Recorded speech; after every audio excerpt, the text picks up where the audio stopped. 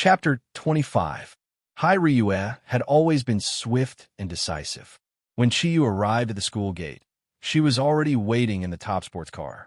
Chiyu directly got into the passenger seat. Hai Ryue did not say anything. With a roar of the accelerator, the Lamborghini Batmobile sped out. The momentary feeling reminded Chiyu of the scene when he was racing yesterday. The car was heading for the inner city. As the traffic increased, Hai Ryue had to slow down. Chiyu could not help but ask, "That bow." "No. Ryue, is Tiger a man or a woman? Was she also a great beauty? Is it a tigress?" Hai Ryue glanced at him and said briefly, "It's a man." Chiyu could not help but feel a little disappointed. "It's a man. Boring." Tigers were known for their ferocity. The Zodiac guardian tiger was probably even fiercer than Jida. At the thought of meeting a strong man, he could not help but feel a little bored. About 20 minutes later, Hai Ryue stopped in front of a five-star hotel. "What are you doing here?" Chiyu asked as he followed Hai Ryue out of the car. Hai Ryue said, "He lives here." "Of course, he is here. Tiger is not from the capital. He is originally from the south. Yesterday, because he received the notice of the exchange meeting, I specially called him to come here by plane." As she spoke, the two of them had already entered the five-star hotel. This was the first time that Chiyu had come to such a high-end hotel. He could not help looking around, especially paying attention to the gap above the thighs of the waiters. For a moment, his eyes were full of lust. Fortunately, there was Hai Ryue next to him. He still had some sense of propriety and did not make any sound of swallowing saliva. Hai Ryue took Chiyu to a cafe on the side of the hotel lobby. He found a quiet corner and sat down. He took out a small mobile phone from his handbag and dialed a number. "We're here. You can come down now." After saying that, he didn't even seem to hear the other party's reply. He hung up the phone. "2 glasses of Blue Mountain," Hai Ryue said to the waiter. "Chiyu, how do you know if I drink this?" Hai Ryue looked at him coldly and did not answer. Chiyu said, "Fine. Blue Mountain it is. I've never drunk it anyway, right? Ryue, what is the identity of this Zodiac tiger warrior? What abilities does he have?" Hai Ryue looked at him and said, "The full power of each Zodiac warrior." They were the only ones who knew. The tiger's name was Su Dong. He was the current successor of the Su family in Jiangsu province. At the age of 21, he received a double master's degree in finance and foreign trade. After finishing his studies, he did not return to his family to work. Instead, he traveled around the world, accomplishing nothing. These 3 words were enough to describe him. "What 3 words?" Hai Ryue looked behind Chiyu and said, "Prodigal." Chiyu's curiosity was piqued again. If the tiger was a very orthodox person, he would feel awkward. But after hearing Hai Ryue's introduction, he felt like a bosom friend. Anyway, they were not good people. A ruffian and a prodigal. It was a good combination. "Ryue, long time no see. You don't have to insult me in front of our boss, right? No matter what, I'm still a handsome guy." A voice came from behind Chiyu. Hearing this voice, Chiyu could not help but be stunned. It was not as loud or deep as he had imagined. This voice sounded a little soft. It was very pleasant to listen to. There was a hint of laziness and elegance in the voice. He could not help but turn around to look. A man who was about the same height as Chiyu walked to the seat beside them and sat down. He had a pair of big bright eyes and looked about 26 or 27 years old. His eyebrows were very thick and he looked very energetic. What caught Chiyu's attention the most was that he had a pair of sideburns, which made him look more elegant. A well-ironed suit and a harmless smile. No matter who saw this handsome face, their first impression would be very good. The sideburns man extended his right hand to Chiyu and said, "Hello, I'm Su Dong." Chiyu shook hands with Su Dong and looked at Hai Ryue in confusion. "He is the tiger?" Su Dong smiled and said in his soft voice, "Why? Do I not look like him?" Chiyu shook his head and said, "It's different from what I imagined. Don't you represent the tiger? The tiger should be very domineering, the kind with the aura of a king. But why do I feel like you are a sissy?"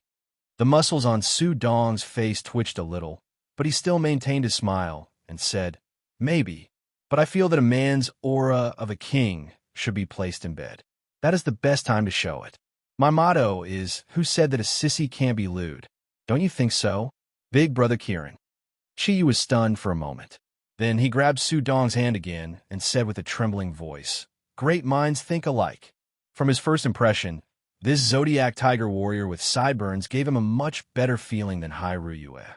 Just his elegant aura, without any arrogance, gave Chi Yu a good impression. Hai Ruyue snorted disdainfully and said, "The two of you are a perfect match. Wastrel and ruffian. Tiger, I brought him here. From now on, the task of protecting him will be handed over to you until the end of the conference. I've already told you clearly on the phone yesterday. This conference can only rely on you, me, and Ming Ming. I think you know what to do." Su Dong smiled and said, "Isn't it enough to have you, the White Dragon, as the host? Don't forget, our Zodiac guardian god has a history that no other family can compare to. Have you solved the problem of my identity?" Hai Ruyue took out a small wallet from her bag and threw it to him. "The information is all in there. With your knowledge, it shouldn't be a problem for you to be an assistant teacher. Teach finance. Remember, protecting Chi Yu is your most important responsibility. Don't put your mind on things that shouldn't be." Su Dong acted as if he didn't hear Hai Ruyue's words. His face revealed a smile that Chi Yu was very familiar with. That's right, being a teacher has an innate advantage. Hai Ruyue seemed to understand the meaning behind his words and said angrily, "Did you hear what I said? A wastrel like you. Sooner or later, you will die on a woman's belly." Su Dong maintained his elegant smile. "If that's the case, I wonder," as he said that. His eyes quickly swept over Hai Ruyue's flat stomach. Hai Ruyue's eyes flashed coldly. With a flick of her wrist, the spoon that was used to stir the coffee flew out without warning. Because it was too fast, it actually left a faint afterimage in the air. Su Dong unhurriedly stretched out his right hand and caught the spoon. Smiling, he said, "Don't be like this. Ruyue, if you are willing to marry me, even if I have to live 10 years less, I'm willing." Hai Ruyue snorted coldly. "Don't treat me as your girlfriend team that never has less than 50 people. Be careful that one day I will castrate you. You guys go back. I'm leaving first." Saying that, she picked up her bag and stood up. She didn't even take a sip of the Blue Mountain coffee. Looking at Hai Ruyue's back as she left, Su Dong and Chi Yu did the same. Their eyes stared fiercely at Hai Ruyue's perfect buttocks. "Okay, she's gone. It's so much better now. This Tyrannosaurus Rex. She doesn't even know how to change her temper. If anyone really marries her, I'm afraid that he will really live 10 years less. No, it should be immediate death." Using an elegant voice to say malicious words, Su Dong did not lose his composure at all. Chi Yu couldn't help but admire him. "Brother Su, I'll call you that from now on. Just now Ruyue said that you have a girlfriend team that never has less than 50 people. Is that true?" Su Dong smiled and said, "Kieran, of course it's fake. It's not as exaggerated as she said." Chi Yu let out a long sigh and said, "I think so too. How can anyone have 50 girlfriends?" Su Dong's eyes revealed a trace of ridicule. "Now, there are only 49. I was just preparing to add 50, but I've been too busy lately. I really don't have the time." Puffed, Chi spat out the coffee he just drank. "Oh my God." Su Dong looked around to make sure no one was paying attention. He said in a low voice, "Kieran, don't forget that I'm Yin-Hu. The tiger of the Zodiac has always been known as the Playboy Warrior. Don't you know that?" Chi was stunned. "Lecherous tiger? No wonder. Well, Brother Su, can you teach your little brother a few moves? I don't even have a girlfriend right now." Su Dong smiled and said, "This kind of thing can only be encountered by chance. But when there's an opportunity, you must grasp it. Especially when you meet a top-quality beauty. You can't let go of any opportunity. Oh, speaking of an opportunity has come. Look." Chi followed his gaze and saw a woman walking in from outside the hotel. She was heading in the direction of the cafe. It seemed like she was waiting for someone.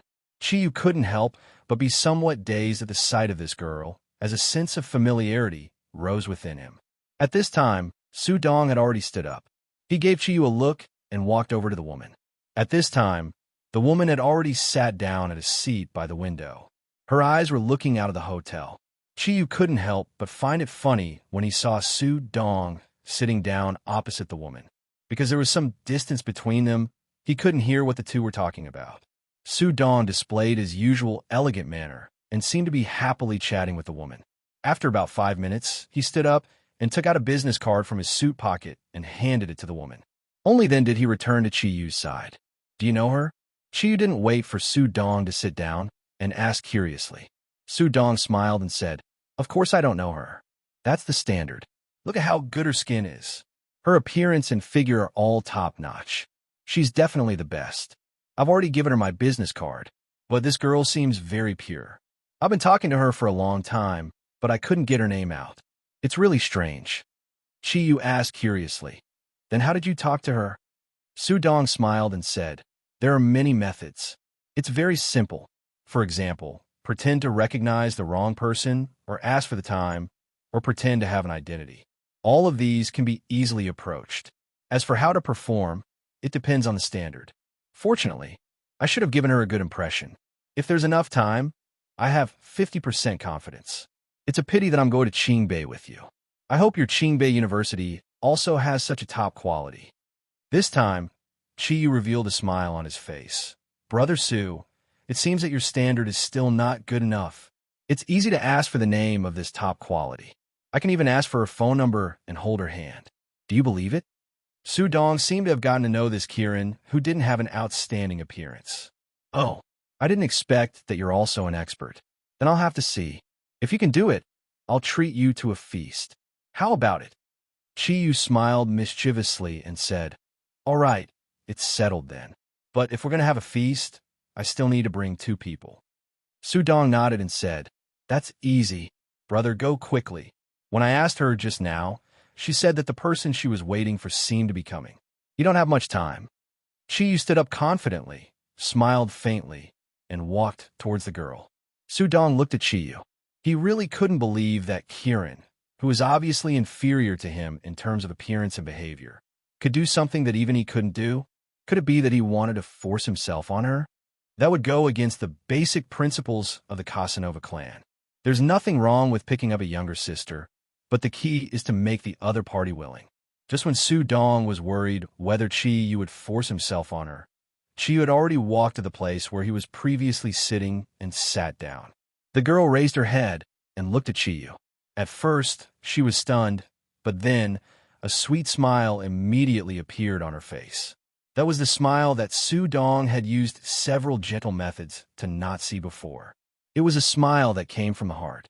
Then, what made Su Dong dumbfounded was that Chi Yu actually chatted with the girl. The way the two talked was actually a bit intimate, as if they already knew each other. In the meantime, Chi Yu touched the girl's hand a few times, as if it was unintentional. The girl's pretty face just blushed, but she didn't refuse. It can't be. Su Dong's face revealed a trace of a bitter smile. Could it be that I really met a legendary super expert? Has he already reached a realm that is not based on appearance and temperament? This has to be properly explored. In fact, with Chi Yu's standard of picking up girls, it was unknown how many levels lower than Su Dong's. Unfortunately, this time Su Dong's luck was really not good. This exquisite beauty who had just come in from the outside, Chi Yu really did know her. Although they had only met once, it was enough. This girl was the beautiful medical student, Shui Yu, that Chi Yu met on his trip to Tibet. At that time, Shui Yu was the first person to see the Kirin pattern on Chi Yu's body. I really didn't expect to meet you here. Chi Yu, how are you? Shui Yu looked at Chi Yu with a smile. Chi Yu suddenly appeared in front of her, which really shocked her. The current Chi Yu was obviously different from the last time. Compared to that time, he looked a lot more energetic, and the clothes on his body were no longer dirty.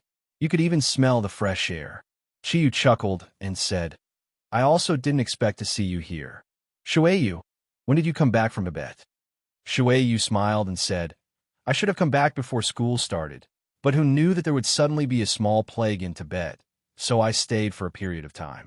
I just came back a few days ago, and I didn't expect to meet you here.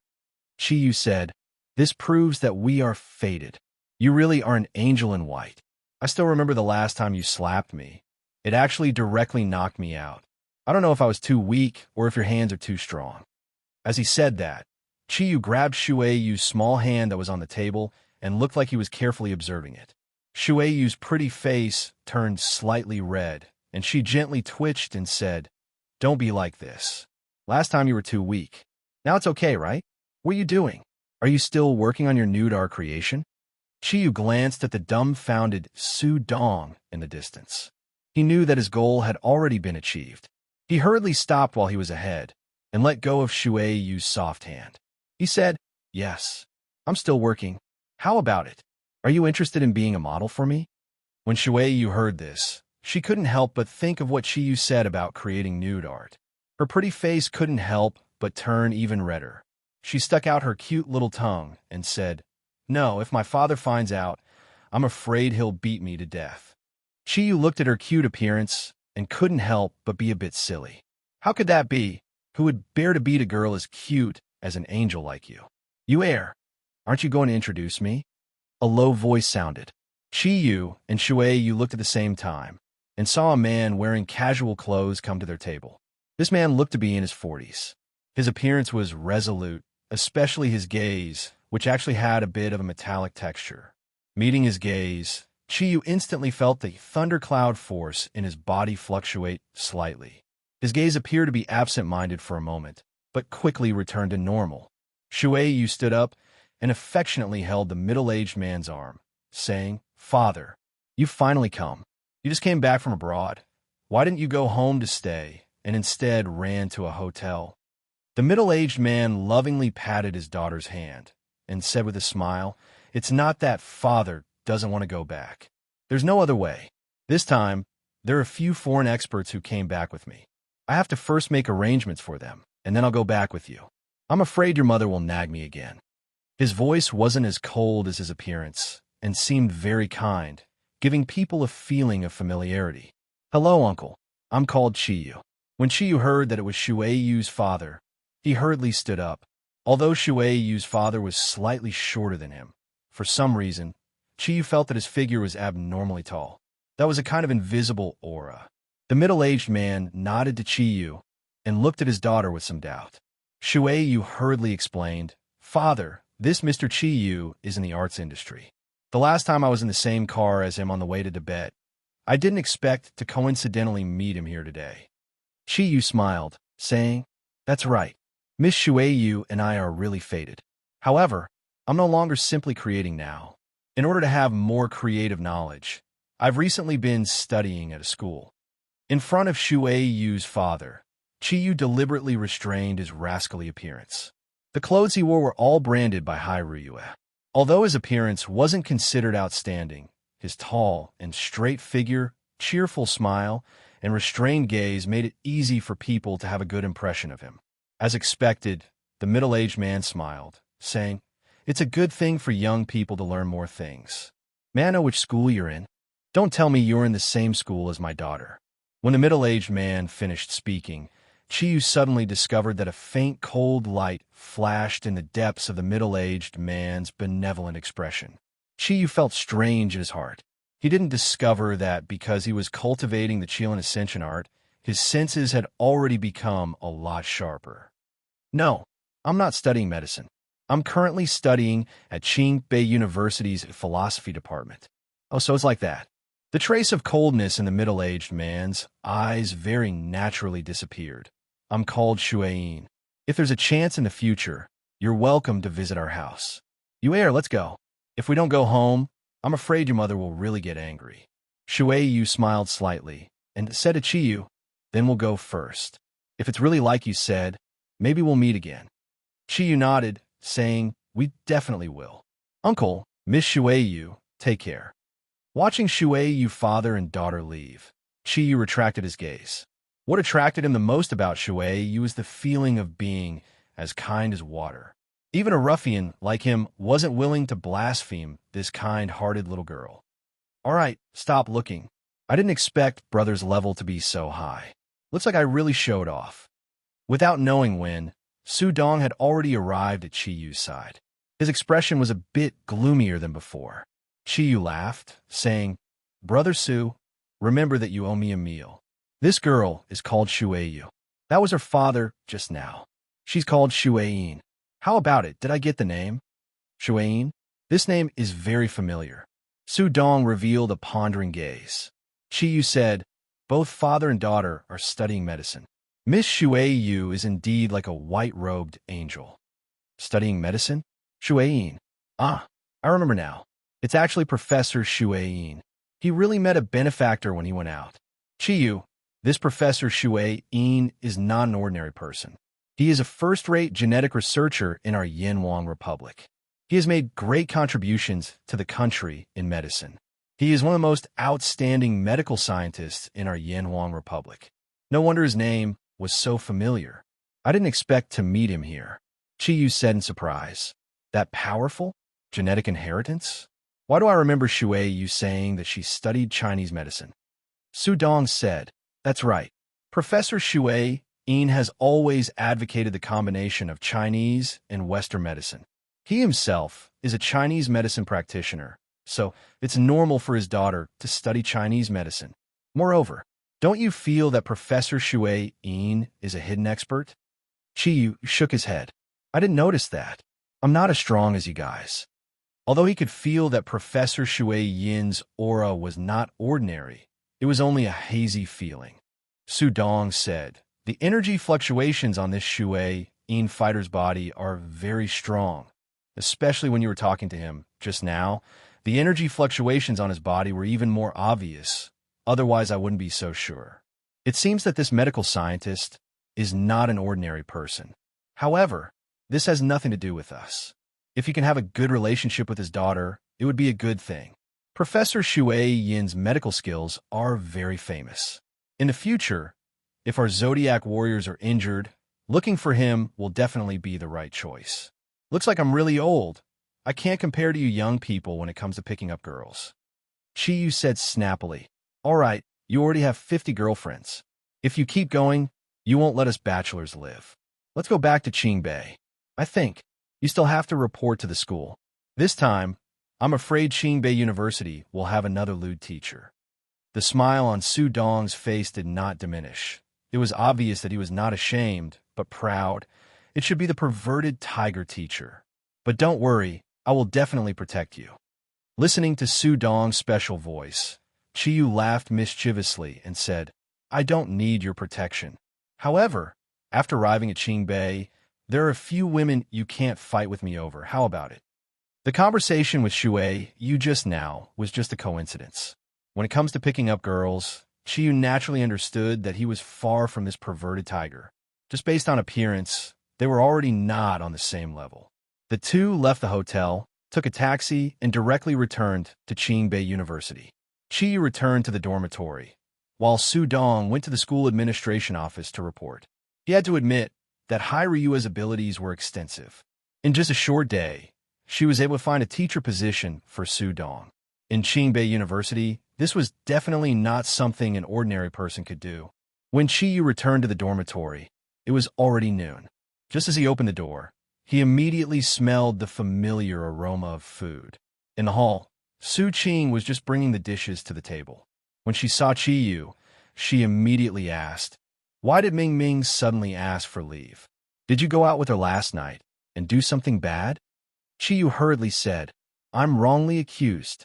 We did come back a bit late yesterday, but I didn't do anything. Ming Ming had to go out of town to do something, so she asked for leave. At this time, Chinyan also walked out of the kitchen.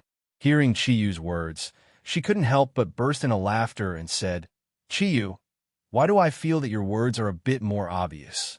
Qiyu said with a bitter smile, Big Sister Yin, why are you making fun of me? Eat. It was unknown how many times better the food that Chinyan made was compared to the canteen. Qiyu ate while praising it. His face was full of enjoyment. Su Qing looked at Qiyu's mouth that didn't stop and teased, Eat, you only know how to eat. I really don't know if you were a pig in your previous life. When Qiyu heard the word pig, he couldn't help but feel a trace of peculiarity in his heart. He recalled the scene of him being together with Ming Ming last night. Chinyan said, Qiyu, do you still have class in the afternoon? Qiyu swallowed a mouthful of food and said, Yes, but I forgot what class it was. I'll take a look later. What about you guys? Su Qing glanced at Chinyan and said, We don't have class. Finish eating and quickly go to class. You'll be late today. Chi-yu thought in his heart. Not only am I late, I didn't even go. Hey, Chen-yun and Su-ching don't have class this afternoon. The two of them wouldn't be surging with passion again, would they? Thinking of this, Chi-yu's lustful gaze couldn't help but sweep over the two girls. What are you looking at? Su-ching unhappily knocked Chi-yu's head with her chopsticks. Chen-yun's pretty face was slightly red. She couldn't help but look at Chi-yu with a strange gaze. Okay, I won't look. I'll leave after eating. Although he really wanted to see the live pornography again, he remembered that he would be living here for a long time in the future. He had no choice but to dispel this tempting thought. After eating, Chi-yu took the book and left the dormitory. As soon as he left, Su-ching couldn't help but cheer. Great, finally no one will disturb us. Chen-yun said, Ching-er, do you think you will see us that day? Su-ching was stunned and said, It can't be. I heard the sound of the door and quickly came out. If he saw me, I'll give him a pair of scissors. With that said, she made an exceptionally fierce hand gesture.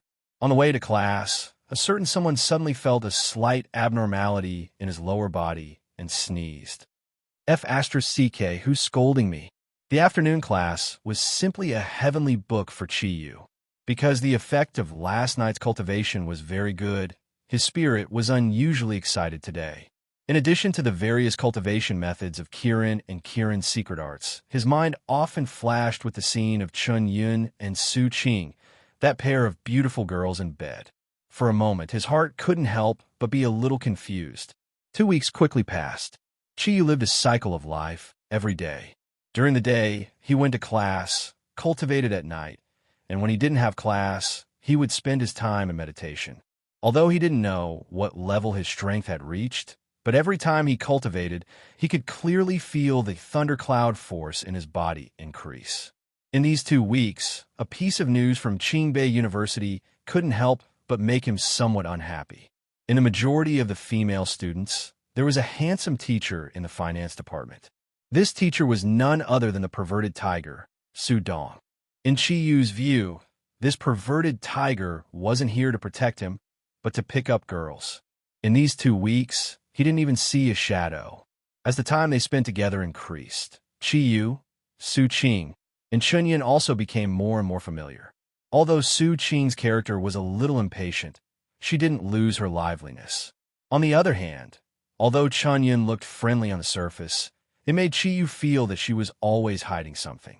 In the beginning, he thought that Chen-yun was only hiding her relationship with Su-ching, but after a long time, he found that Chen-yun often looked out the window and sighed, not knowing what she was thinking. When Vol had just arrived in Tibet, he had called him to tell him that everything was fine, and that Master Zagru was ready to give them the initial awakening. Chapter 26. Bang! The dormitory door was slammed shut, and Su-ching ran in excitedly. Chi had just finished showering and was only wearing a pair of shorts. When Su-ching saw him, she couldn't help but exclaim, what are you doing? Chi was also shocked by her. Miss, you came back with such a big commotion. How can I not come out to take a look? Su-ching quickly glanced at Chi-yu's lower body, and her face immediately turned red, saying, Who told you to wear so little? Aren't you afraid of freezing to death? Chi-yu laughed bitterly. It's not cold in the dormitory at all. The school's heating system came early, and it's already here today. Su-ching snorted and snappily said, Peanut beans. F***. Who are you calling peanut beans?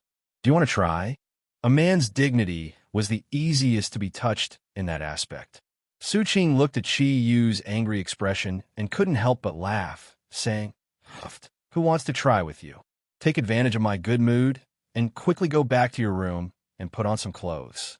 Otherwise, I'll kick you out of the dormitory. Chi-yu curiously asked, You seem to be very happy today. Could it be that you found a handsome guy?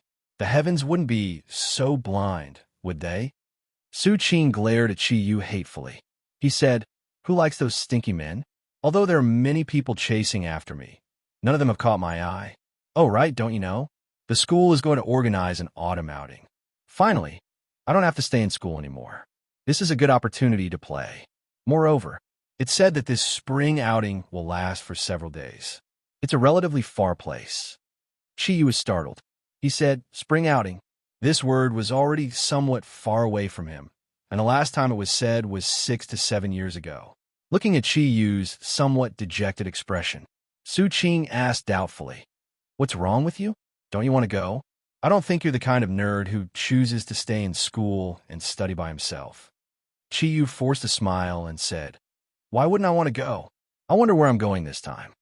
Su Qing shrugged and said, "I don't know either." However, Sister Yun had always been well informed in the Department of Physics and Thermal. There should be news when he comes back, right? Would Chi like a spring outing? The answer was no. When he was young, other children would bring along large amounts of snacks and pocket money that their parents had prepared for them on their spring outing. However, his bag was only filled with steamed buns and pickled vegetables. Chi Yu looked at the other children who were in high spirits and then looked at his lonely self. Every spring outing was a very bad memory for him. Unfortunately, the spring outing was a group activity at that time. He couldn't choose not to go. While they were talking, the door of the dormitory opened and Shun Yun walked in. Su Qing couldn't wait to ask, "Sister Yun, where are we going for the spring outing the day after tomorrow? Do you have any news?"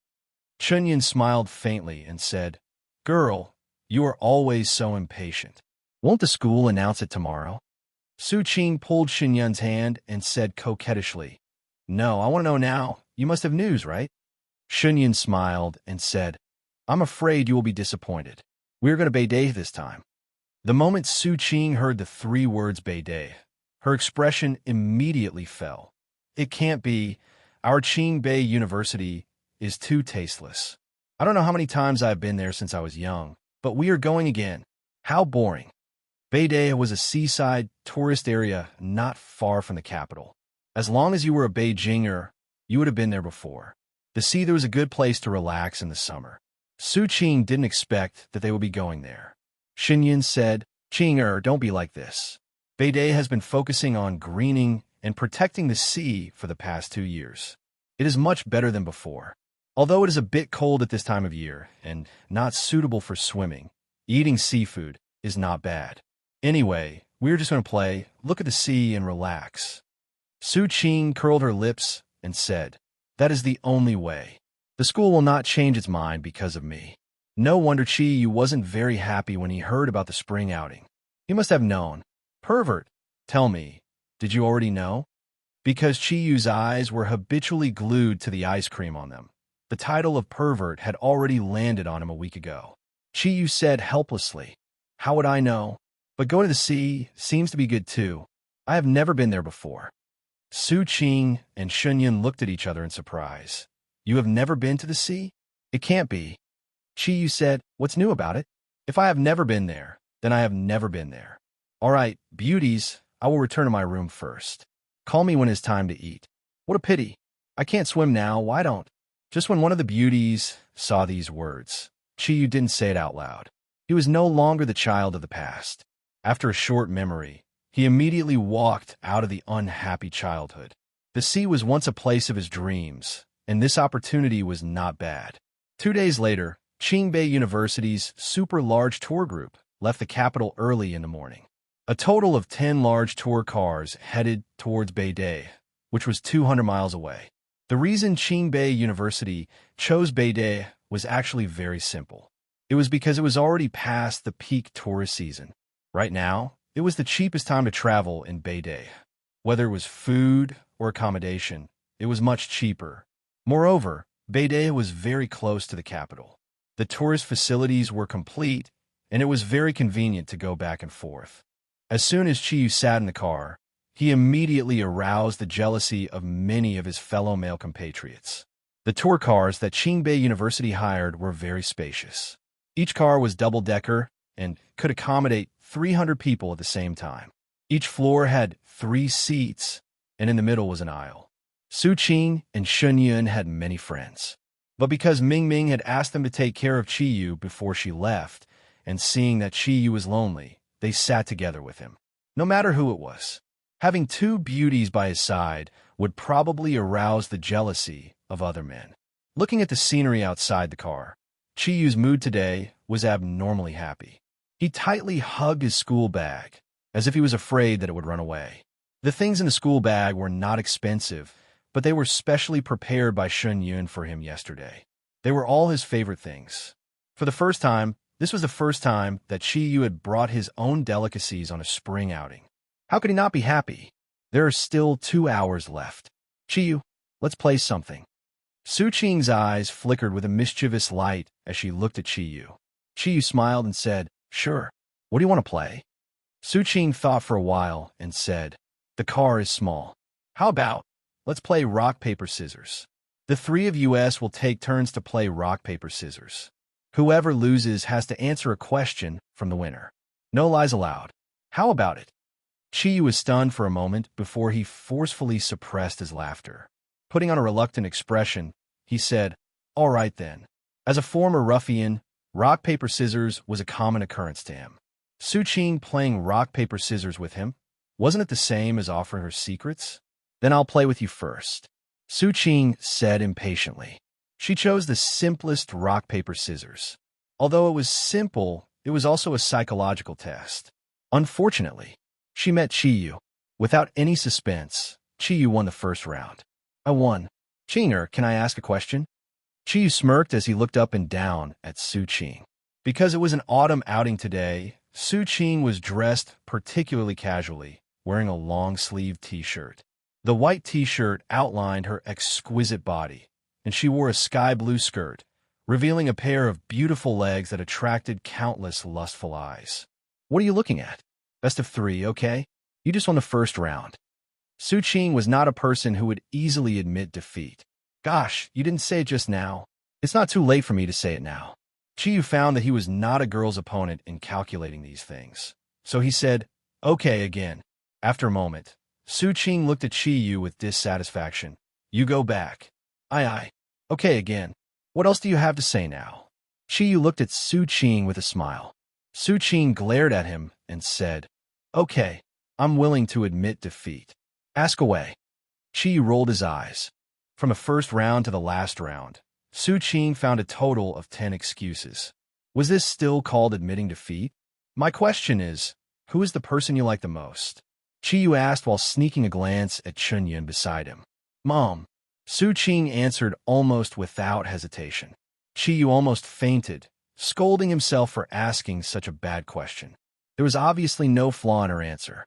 "Big Sister Yun, go and avenge me. You will definitely be able to destroy him." Su Qing looked at Chi Yu as if she was looking at an irreconcilable enemy. Shin Yun smiled slightly. It was the same scissors, rock, paper. However, this time, Chi Yu had met his match. Compared to Su Qing, who showed everything on her face, Shin Yun's expression did not change no matter what she said.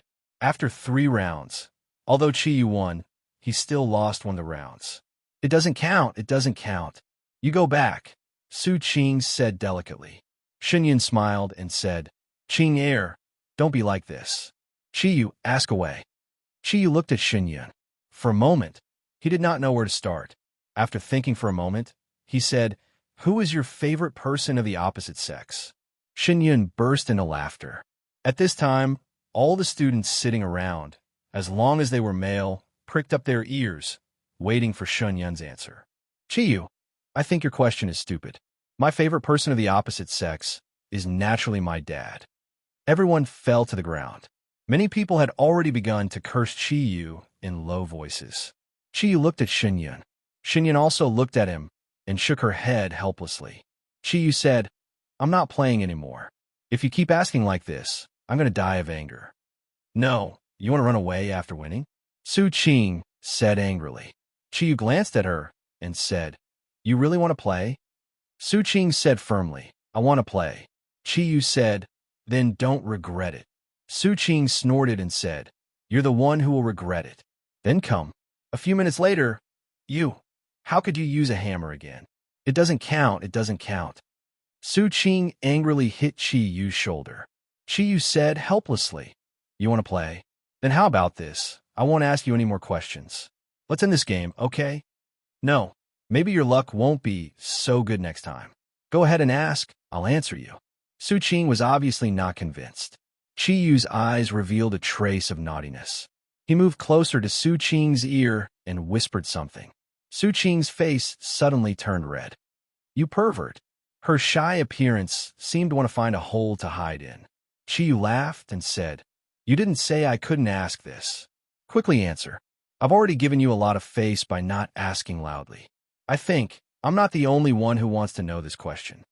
Su Qing looked at Xunyun for help. Xunyun curiously said, "What did he ask you?" Su Qing whispered something in Xunyun's ear. This time, even Xunyun's face couldn't help but turn red. He softly said, "Scoundrel." Chiyu laughed and said, "I can't help it. My brain isn't good. I can only think of this kind of killing question." Su Qing forcefully patted Chiyu's leg and whispered something in his ear. When Chiyu heard her words, his eyes suddenly became like they were about to spit out fire. He forcefully swallowed a mouthful of saliva and slowly spat out 2 words, "You're strong." Su Qing looked at Xunyun and revealed a questioning gaze. It was as if he was asking her if she wanted to continue playing. Xunyun's charming face turned red. She lowered her head and said, "Let's rest for a while." Chiyu complacently leaned on his seat. His mind was filled with thoughts. It was no wonder he would be like this. In fact, his question was very simple. He asked Su Qing what her underwear looked like today. Su Qing's answer was T-shaped, lacy, and pink. The 2-hour car ride quickly ended. When Su Qing and Xunyun got off the car, they immediately went to gather. They didn't even pay attention to Chiyu. Because of the large number of people, this time Qingbei University directly booked 3 adjacent hotels to put these students down. Although it was already late October, the weather these few days was exceptionally hot and stuffy. It was as if the old saying of the ball tiger was true. Chiyu hadn't been in Qingbei University for a long time. During class, he slept most of the time and basically didn't have any friends. When the school allocated the accommodation, because no one was willing to stay with him, he received special treatment and had a room to himself. Chi was also happy to be free. This way, he could also cultivate by himself. Although Beidei wasn't very beautiful, staying in a seaside hotel, when Chiyu opened the curtains, he was immediately shocked by everything in front of him. The boundless sea was clearly layered. The closest to the shore was the light blue seawater. Although it couldn't be said to be clear, the waves were turbulent. The sound of the waves hitting the beach made Chiyu feel as if he had entered another world. His mind was broadened. The seawater spread inwards. The further it was from the shore, the darker the color of the seawater became. The distant sea and the endless waves couldn't help but make him a little dazed. The sea breeze blew in from the open window, taking away the stuffy heat and leaving behind a bit of coolness. Although the salty and fishy smell wasn't pleasant, it had the unique smell of the sea. Chiyu was very glad that he chose to come to Beidei. Because there was the sea here, his childhood dream had finally come true. He had an impulse in his heart and couldn't wait to dive into the sea and swim. Just at this time, his phone rang. "Who is it?" "It's me." Su Qing's still slightly angry voice came from the phone. Thinking of Su Qing's reply, Chiyu resisted the urge to laugh out loud. "What's wrong?" "Miss Su, why are you looking for me?" Su Qing said, "It's not that I'm looking for you. It's Sister Yin who asked me to call you. The school doesn't have any arrangements for lunch. Eat what you brought, and then it's free time. Sister Yin asked me to ask you where you're going after lunch." Chiyu thought about it and said, "I don't know. What about you guys?" Su Qing said, "Sister Yun and I will go for a walk by the beach. I'll give you a chance to redeem yourself. Come and be my escort." "Okay." Chiyu agreed without hesitation. How could he give up this kind of opportunity to get close to a beauty? After eating the lunch that Xunyun brought for him, Chiyu used the phone to make an appointment with the 2 girls and left the room. The sea was very beautiful, and the beach had its unique points. However, when the beach was full of people, this beauty disappeared a lot. This time, there were tens of thousands of students from Qingbei University. Almost everyone chose to take a walk by the beach with tacit understanding. Although the sea was still as magnificent as before, the original tranquility was undoubtedly destroyed. Depressing. Why are there so many people? Su Qing looked around unhappily. Xunyun smiled and said, "Isn't this normal? Let's go further. There should be fewer people." Su Qing and Xunyun held hands and walked in front, while Chiyu followed behind. He wasn't unhappy because of the number of people. Among the 10,000 students, there were bound to be a few beauties. As he walked forward, his eyes constantly roamed around the crowd. At this time, a fresh figure attracted Chi-Yu's attention. Around her, there were at least 20 to 30 people surrounding her. He didn't know what they were talking about. This fresh figure was the foreign language department's teacher, Wen-Wei. Chi-Yu saw her, and she also saw Chi-Yu. She smiled and nodded to him. Chi-Yu hurriedly nodded. Although he wanted to go up and say hello, seeing that there were so many flies around Wen-Wei, he still dispelled the idea. As they got further and further away from the hotel, the people on the beach finally lessened. Su Qing excitedly climbed onto a large reef and shouted. The waves swallowed her voice, and under the sea breeze, she seemed like a fairy of the sea. Chi-Yu secretly thought that it was a pity. It would be better if Qing'er's skirt was a little shorter. It would definitely be blown up by the wind. Chi-Yu, I'm not convinced today. Do you dare to make another bet with me? Su Qing stood on the reef and looked down at Chi-Yu. Chi-Yu said, What do you want to bet with me? Su Qing said, If you lose, you will go swimming naked in the sea tonight. If I lose, I will also promise you a condition. Do you dare to bet? Before saying what the bet was, she couldn't wait to state her condition. Chi-Yu said with a bitter smile, Although I'm good at swimming. However, was it a good idea to swim naked? Tell me what you want to bet first. Although the weather was very hot these 2 days, and swimming was a good choice, if he was seen swimming naked at night, he was afraid that he would not be able to find a hole in the sand. Su Qing said, It's very simple.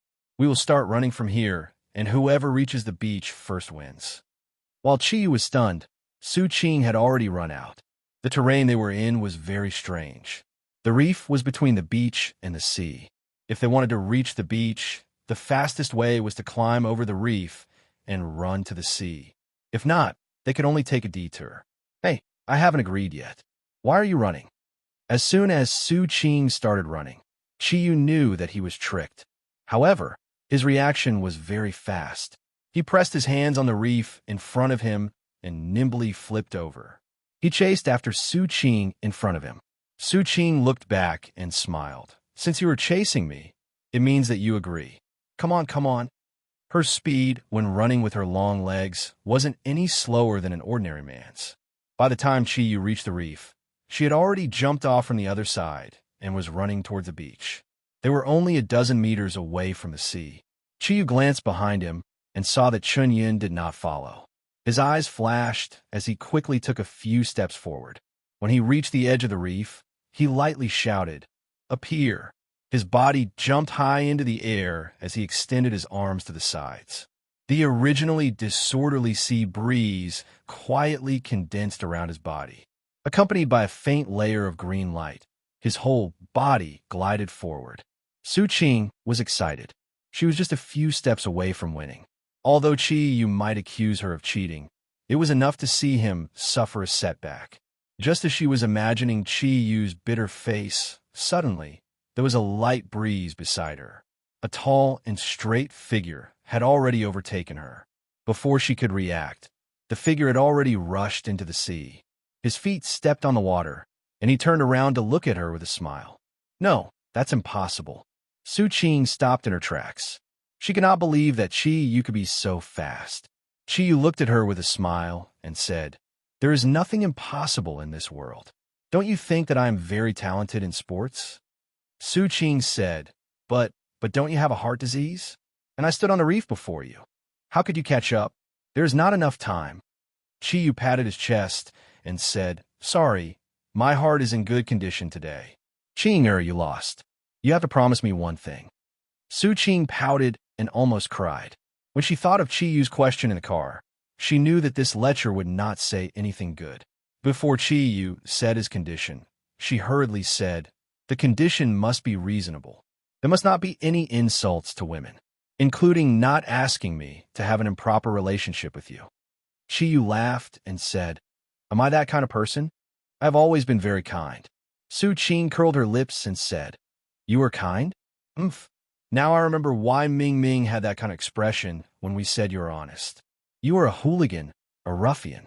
Chi-Yu smiled and said, These two names are really intimate. Okay, I will say my condition. Don't worry. My condition will not insult you, nor will it make you have an improper relationship with me. I am an honest person, unless you throw yourself into my arms. Otherwise, I will not have any improper thoughts. Su Qing snorted and said, in your dreams. Fine, say it. Qiyu looked at her up and down and said, didn't you say that if I lose, you will let me swim naked at night? Well, my request will not be as excessive as yours. I only ask that you come and swim with me at night. It is not easy to come to the sea. If I don't swim, I will feel very wronged. No, no way. Su Qing angrily stared at Qiyu, thinking that this guy actually wanted her to swim alone with him. And at night, Su Qing's heart couldn't help but speed up. Qiyu's eyes revealed a trace of contempt. So you are afraid of the dark. Then forget it. Nonsense. You are the one who is afraid of the dark. If I am afraid of you, then I am not Su Qing. Su Qing immediately covered her mouth in regret after saying this impulsively. Qiyu walked out of the sea, took off his wet shoes, and held them in his hand. Okay, then I will call you at night. As he said this, he walked towards the direction of the reef with the attitude of a victor. Su Qing heavily stomped the sand under her feet a few times and said to herself coquettishly, I fell for this bastard's trick again. I am so angry. When Qiyu and Su Qing returned to the other side of the reef, Xinyun had been waiting for them for a long time with a smile on her face. But when she saw Su Qing's face full of anger, she couldn't help but ask in surprise, Qinger, don't tell me you still lost like this? Su Qing fiercely looked at Qiyu and said, God knows how he can run so fast. I really wonder if he flew. She didn't know that although Qiyu didn't fly, he did use the ability of the wind to glide for a certain distance. Although this ability wasn't very useful, in an environment like the reef, gliding from top to bottom could indeed increase a lot of speed. Qiyu had a victorious smile on his face, but he didn't say anything. In his heart, he was fantasizing about the beauty of the night swimming with a beauty in the sea. Xinyun looked at Qiyu in surprise. She also found it hard to believe that this was the truth. After all, she saw with her own eyes that Qiyu started much later than Su Qing, but he was actually able to catch up. She couldn't help but suspect that Qiyu really had a heart problem. Qiyu stretched his body as he walked to Xinyun's side. Sister Yun, where are we going next? Xinyun looked at Su Qing with a questioning look. Su Qing glared at Qiyu and said, We're not going anywhere. I'm so angry I'm going to die. After saying that, she turned around and walked back angrily. Xinyun hurriedly chased after her, holding Su Qing's small hand as if she was asking about the previous situation. Qiyu was left behind alone. Qiyu was also happy to be free. I'm singing a crooked tune. I'm smiling proudly in my heart. He had never swum with a girl in his life, let alone night swimming in the sea. If something happened, it would be very normal. While walking, Qiyu had a cigarette in his mouth.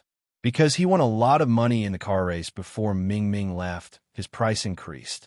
The cigarettes also changed from 2 yuan a box of Huang Guashu to 6 yuan a box of Hongha.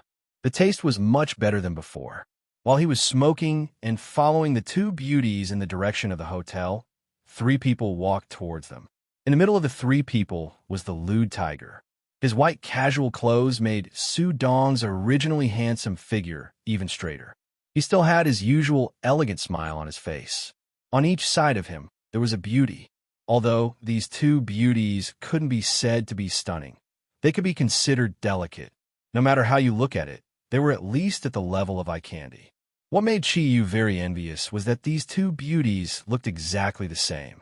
They were a pair of twins. Suddenly, they were upgraded from eye candy to desire level. This lewd tiger really had a way. He could even find such special beauties. Ever since Su Dong followed Qiyu to Qingbei University, they haven't seen his shadow for the past 2 weeks. It seems that apart from being a teacher, he spent most of his time picking up girls. He even said something about protecting himself. Su Dong also saw Qiyu. Of course, he first noticed Xinyun and Su Qing walking in front, then glanced at Qiyu through the gap between them. 2 students don't go too far when you're out. After all, this isn't Qingbei. It wouldn't be good if there's danger. The soft voice sounded very comfortable. Su Dong took the initiative to greet Xinyun and Su Qing. Su Qing looked at the handsome man in front of her curiously. Ah, you're the new teacher in the finance department. Su Dong smiled and nodded. Chi Yu, who walked to the two girls' side, had to admit that whether it was temperament or elegance, this guy Su Dong was almost impeccable. Xinyan smiled and said, "Thank you for your concern, teacher. We'll prepare to go back now." As she said that, her gaze swept across the two beauties. The twins clearly had a strong dependence on Su Dong. They didn't pay attention to them. Their affectionate gaze always fell on Su Dong. Chi Yu said snappily, Teacher Su, we haven't seen each other for 2 weeks." Su Dong's gaze fell on Chi Yu. "Yeah, it really has been 2 weeks. Come, let's chat." As he said that, he greeted the two beauties beside him and pulled Chi Yu to the side. "Not bad. Boss Kiran, it seems that I really have to learn from you. I heard that you actually live in the girls' dormitory. I admire you." Chi Yu unhappily replied, "Your head is filled with semen, isn't it? Su Qing and Shunyan are just my roommates." Su Dong smiled and said, "A real man doesn't need to explain. F*CKme. What about you? You're a beast of a teacher. You've just arrived at Qing Bay, and you're already destroying the flowers of the motherland." Chi Yu said hatefully. Su Dong still had a smile on his face. "How am I destroying? I'm promoting the flowers of the motherland to bloom perfectly, promoting their growth and development, helping them build new lives and ideals.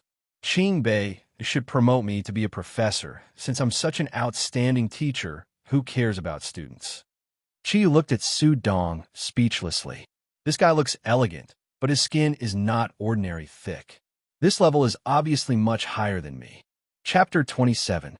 Chi Yu, that's more like it. However, does Qingbei University really have a powerful aura? Could it be a beast? But why did Ming Ming tell me about it? Su Dong said indifferently, "Don't forget, I'm the king of beasts." His impatience towards the beast was much stronger than what Ming Ming felt. Furthermore, my cultivation is higher than Ming Ming's by a bit. However, I can only capture the true existence of this aura. However, you don't need to worry. Although this aura is powerful, it's very peaceful. It shouldn't have any malicious intent. Furthermore, it has already existed in Qingbei University for quite some time. I heard Ryues say that the location of Qingbei University itself is a dragon's lair. Perhaps there's a hidden guardian guarding the dragon's lair. Glancing at the two girls waiting for Chi Yu, he said with a low laugh, "All right, I won't hold you up any longer.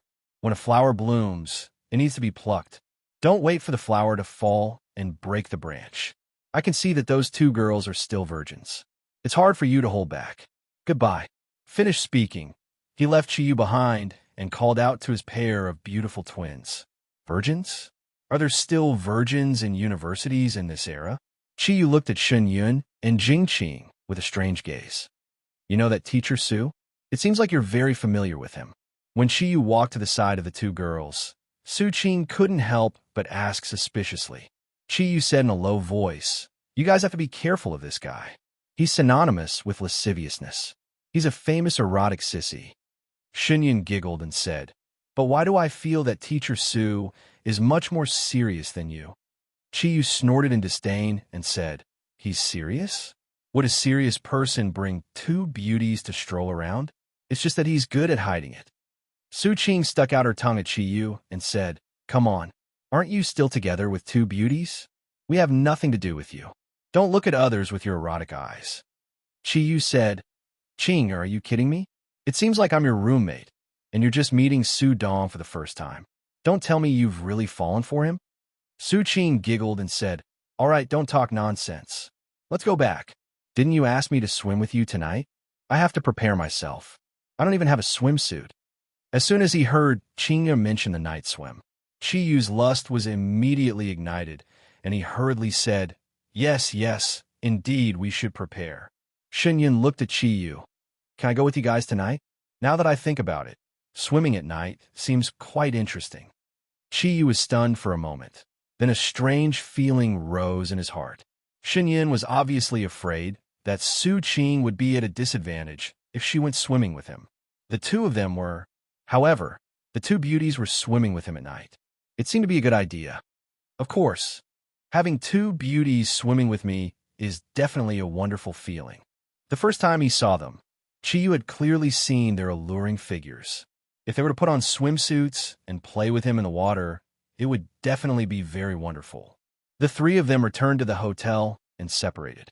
Chiyu originally planned to cultivate for a while, but he kept fantasizing about the two beauties in swimsuits in his heart.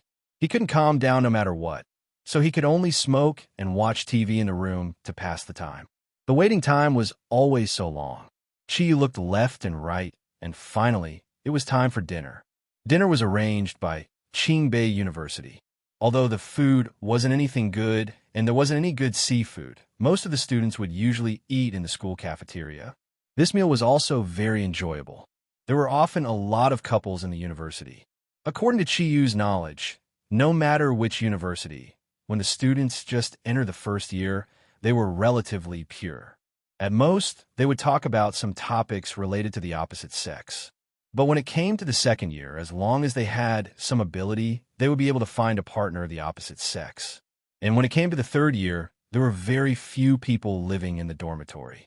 Cohabitation seemed to have become a new trend among university students. And when it came to the fourth year, there weren't many couples who could really maintain their relationship. Once they graduated, most of them, who came from all over the country, would choose to break up. Qingbei University was worthy of being one of the best universities in Yanwang Republic. The situation of this kind of student couples was relatively rare, but it didn't mean that it didn't exist. Just after dinner, one could already see pairs of couples very tacitly leaving the hotel, not knowing where to go. Chi returned to his room and couldn't wait to call Su Qing. "How is it beautiful? Are you ready?" Su Qing impatiently said, "What are you rushing for? Isn't the sky just dark? All right, wait for us at the entrance of the hotel." Chi was overjoyed. After hanging up the phone, he hurriedly changed into the swimming trunks that he had specially brought. He put on a pair of casual trousers, draped a coat over his upper body, and left the room. After waiting at the entrance of the hotel for a full 20 minutes, when Chiyu's patience was about to run out, he saw two beauties coming. They both had their long hair combed into a ponytail. The different hair colors set off their white and delicate skin and exquisite figure, looking full of temptation. Seeing their appearance, Chiyu's impatience from waiting suddenly disappeared, and he hurriedly went to greet them. Xinyun's face blushed as she whispered, "Let's go." The three of them went out of the hotel. Just when Chi wanted to take them to the beach, he was stopped by Su Qing. "Fool, today's weather is so stuffy. I don't know how many couples are going to night swim. We don't want to be seen by others." Chi was stunned for a moment as he said, "Then what should we do? Are we going to wait for them to finish swimming before we go?" Su Qing said, "There's no need for that. We'll just go further away. The sea around the hotel is fenced for tourists to swim. Why do we have to be here?" Chi frowned and said, "But only this kind of beach is the safest. That's why we have the protection of shark nets." Su Qing laughed and said, "You're from Mars, right? There are sharks in Baydaya too? I don't know how many times I've been here. I've never heard of it. Moreover, sharks don't move in shallow water." "Coward! Don't tell me you don't dare to go." "I don't dare? Why wouldn't I dare? I'm just afraid that you two beauties are too attractive and attract the sharks. If something happens, I won't be able to explain myself." Su Qing said, "All right then, our bet is void. Sister Yin, let's go back." Saying that, she pulled Xinyun's hand and was about to go back. Don't. It's fine if we go further. In any case, I'll protect you." Chiyu hurriedly stopped the two girls. What a joke. Such a good opportunity was hard to come by. Although Chiyu didn't really want anything to happen with the two girls, to be able to swim with them at night and see their beautiful figures up close, how could he let go of this opportunity? It was already autumn, and although the past 2 days had been particularly hot, the sky still darkened very early. The three of them wore the slippers provided by the hotel and walked along the beach towards the beach further away. A cool breeze blew past, taking away a few dark clouds above their heads, and the round moon revealed its shy face, immediately bringing a bit of brilliance to the dark land. It was like a jade plate hanging in the sky, specks of starlight were like the pearls that set off the jade plate, flickering with a faint light. The seawater made a splashing sound, reflecting the bright moon and starlight, and the hazy beauty was enough to intoxicate people. So beautiful! We actually managed to catch the bright moon rising from the sea. How lucky! This was the first time Xinyan showed her girly side in front of Chiyu. She excitedly ran to the beach, allowing the tide to wash her pair of pure white feet. It's indeed very beautiful, but what kind of luck is this? Chiyu asked as he looked at the magnificent sea. Su Qing giggled, "Fool, the sea is made of water. The fog on the sea has always been thick, and it's easier for clouds to form above. It's common for clouds to block the moon, so of course it's lucky to see the moon at night. It's like watching the sun rise from the top of a mountain. Without luck, you won't be able to see anything." Chiyu finally understood. He threw off his slippers and ran to Xinyan's side. Smelling the smell of the sea, looking at the beautiful scenery in front of him, he couldn't help but let out a long whistle. The sound waves rolled up, attracting the attention of Xinyan and Su Qing. At that moment, the two girls suddenly discovered to their surprise that the whistle from Chiyu's mouth seemed to cover the roar of the sea, and the sound was long and profound. Even his pair of black eyes emitted an imposing aura that they had never seen before. At this moment, his body seemed especially tall. Unfortunately, they didn't notice that the dark sea in the distance seemed to respond to Chiyu's whistle. It slightly rolled, and a huge black tail stretched out from the surface of the sea. In the blink of an eye, it returned to the sea. "Hey, stop howling like a wolf." Su Qing patted Chiyu's shoulder, and only then did his emotional whistle stop. Chiyu looked at Su Qing with dissatisfaction and said, "Don't you think my whistle is very pleasant to listen to?" Su Qing giggled and said, "Of course it's pleasant to listen to, and it's also very tempting." Chiyu's eyes lit up. "You think so too?" Su Qing jokingly said, "Yes. However, you have to be careful. On this night of the full moon, if a group of female wolves came to take a taxi to catch you, we won't be responsible." All right, stop fooling around. Let's hurry up. I already can't wait to jump into the embrace of the sea. Xinyan looked very excited. The three of them quickened their pace along the beach. There were no street lights on the beach, and after walking for about half an hour, they could no longer see anyone. It was not the peak season for tourism, and there were very few people on the beach in the dark of the night. All right, let's do it here. The three of them walked to the beach behind a reef. Looking at the clear water in front of them, Xinyan decided on a place to swim at night. Chiyu swallowed his saliva and quickly took off his shirt and trousers, revealing the boxer shorts inside. Xinyan shyly turned his head away, and Su Qing disdainfully looked up and down at Chiyu and snorted. Chiyu struck a pose and said, "What are you snorting about? My figure is not bad, right?"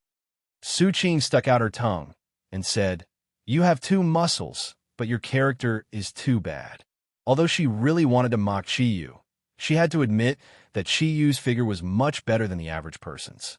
He was close to 185 meters tall, with broad shoulders, bronze skin, and although his muscles are not exaggerated, they were very well proportioned. He had a standard inverted triangle figure. Although his appearance was not outstanding, that naughty smile of his had a bit of a strange attraction. However, what attracted Su Qing more was the necklace on Chiyu's neck and the bracelet and relic beads on his left hand. The Qilin bead hung from Chiyu's neck. Regardless of whether it was the Qilin bead's four-colored necklace or the Qilin bead itself, the hazy luster of the Qilin bead was exceptionally obvious in the night. The purple, blue, red, and green lights slowly changed and contrasted with Chiyu's body, making him look especially spirited. And the relic beads automatically emitted a layer of luster at night. Although the light was very weak, as long as one looked at that soft luster, it would make one's heart feel especially comfortable. And the bracelet with the relic beads looked the most exaggerated on the surface. Although the red gem on the bracelet was on the inside of the wrist, because it was night, under the luster of the relic beads, it still emitted a bright light. What is this? A glass ball? It can change color, and there's a light bulb inside, right? The production is quite exquisite. Su Qing curiously touched the Kirin beads. Qiyu hurriedly took a step back, letting her touch empty air. It's just an ordinary glass ball. Don't touch it. Aren't you going to change your clothes? When Xinyun heard Su Qing's curious voice, he could not help but turn his head. Seeing the light emitted by the treasures on Qiyu's body, he could not help but let out a light sound of surprise. The way he looked at Qiyu suddenly changed. Stingy, drink cold water. What's there to touch? Su Qing unhappily chased after him, reaching out to grab the Kirin beads. Qiyu laughed and said, "Come on, I'll let you touch as much as you want in the sea." As he said that, he turned and ran towards the sea. Su Qing angrily stamped her feet, quickly took off her clothes, and chased after Qiyu. At this time, Qiyu had already run to the beach. Although the autumn sea was a little cold, it was especially comfortable to soak in. When he turned back to look at the shore, he just happened to see Su Qing rushing in his direction. Suddenly, Qiyu felt his nose heat up, and his eyes were completely fixed on Su Qing. Su Qing's swimsuit was indeed very exaggerated. It was a two-piece bikini swimsuit, and the blue swimsuit had very little fabric. Although Qiyu had seen her body once, the temptation of wearing a swimsuit was even stronger. Her plump and fair chest outlined a perfect curve, and the seemingly seductive cleavage was abnormally deep. As she ran, her bouncy chest constantly trembled. The lethality of her breasts was obviously much fiercer than the waves of the sea. Seeing this scene, Qiyu could not help but think of the 5 waves mantra passed down by a hooligan senior. Among them, the second wave was the wave.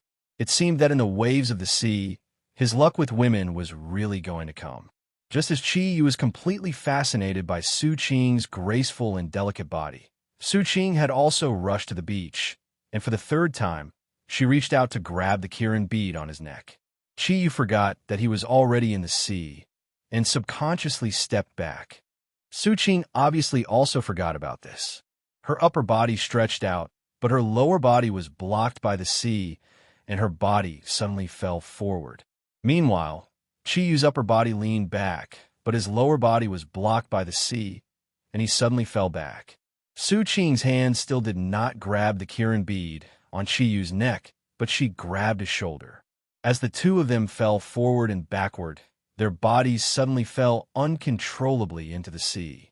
When a person lost control of their body, it was inevitable that they would subconsciously grab something to control their body. What Su Qing grabbed was Qiyu's shoulder. And because Qiyu's attention was always on Su Qing, this grab of his, he actually instantly understood the meaning of grabbing a breast dragon's hand. In Su Qing's surprised cry, a ball full of elasticity was already in his hand. The size was just right, and it was just enough to be grasped in one hand. Everything happened in an instant. Before the two of them could wake up from the surprise, their bodies had already fallen into the sea. Su Qing's swimming ability was not very good. Suddenly, her whole body was in the water, and she could no longer care about the devil's claw on her chest. She tightly grabbed Qiyu's shoulder. Her other hand was wrapped around his neck. Perhaps because of the instant understanding, Qiyu's movements became extremely professional at this moment. He grabbed the plump hand without moving, and the other hand tightly hugged the delicate body that was sticking to him. What was the feeling of sitting on a rocket? Qiyu finally experienced it. When both of their bodies entered the sea, the restless little brother of his lower body instantly rose up like a rocket filled with fuel and tightly stuck to Su Qing's lower abdomen. Even the ice-cold sea water could not stop Qiyu's incomparably rising desire. For a moment, his mind became blank. After all, he was still a virgin. Su Qing liked women. This was the first time in her life that a man touched the sensitive part of her body. When she popped her head out of the sea water in Qiyu's embrace and was able to breathe again, complicated feelings suddenly filled her chest. There was anger, there was shyness, and there were also a few strange feelings. "Pervert, let go of me." Su Qing struggled fiercely and broke free from Qiyu's embrace. The plump in his hand turned into the ice-cold sea water, which made Qiyu's heart feel a lot empty. He said awkwardly, I didn't do it on purpose." Su Qing roared like a machine gun. You didn't do it on purpose? Then you did it on purpose, planned it, premeditated. What about you? You pervert. I'm going to kill you. While saying that, Su Qing fiercely pounced on Qiyu. Qiyu laughed. His body turned backward, and like a fish, he drilled into the water. With a dolphin splash, he had already jumped 3 to 4 meters away. In terms of swimming, he was not bragging. He really had a very high level. Su Qing unwillingly chased after Qiyu. Qiyu was also happy to let her chase, although he tried his best to control the desire in his heart. But looking at Su Qing, who was like a beautiful rose out of the water in the sea, his little brother refused to listen no matter what he said. Like an iron rod, it rippled with his body in the water. It's so deep here.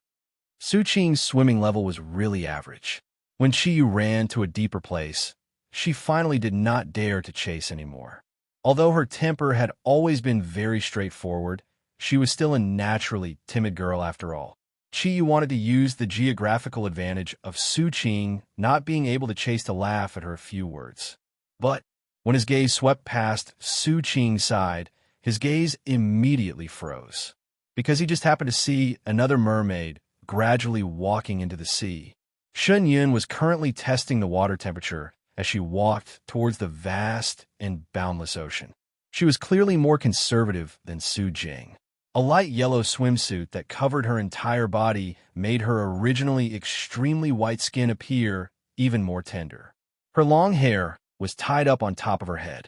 Although she looked much gentler than Su Qing, her figure was even more fiery than Su Qing. Her chest rose and fell, and her slender, beautiful legs were extremely perfect. The sea water hit her calves. Seeing this, Qiyu's eyes shone with a wolf light. He wanted to pounce on her and eat her up. Pervert, what are you looking at? Su Qing suddenly screamed, immediately attracting the attention of Qiyu and Shunyun. Although she was still floating on the water, her face was in pain. Qiyu woke up from his daze and hurriedly swam in Su Qing's direction. What's wrong, Qing? In a hurry, his words could not help but be a lot more intimate. Quickly come and save me. I have a cramp. Su Qing cried out sorrowfully while slapping the water. At this critical moment, Qiyu's brain suddenly calmed down, and he suddenly plunged into the water. In the sea, diving was undoubtedly the fastest way to move forward. His hands and feet coordinated, and he swam towards Su Qing as fast as he could. In terms of saving people in the water, Qiyu was still very experienced. In the past, he and a group of hooligans would soak in the swimming pool every day and look at beautiful women. They would specifically wait for a girl to have a cramp to save her. Of course, it was not completely out of kindness. More importantly, they could take advantage of the opportunity to take advantage of her. Therefore, he did not swim in front of Su Qing. When a person was drowning, they would often be very panicked. If he swam in front of her, not only would he not be able to save her, he might even be dragged down.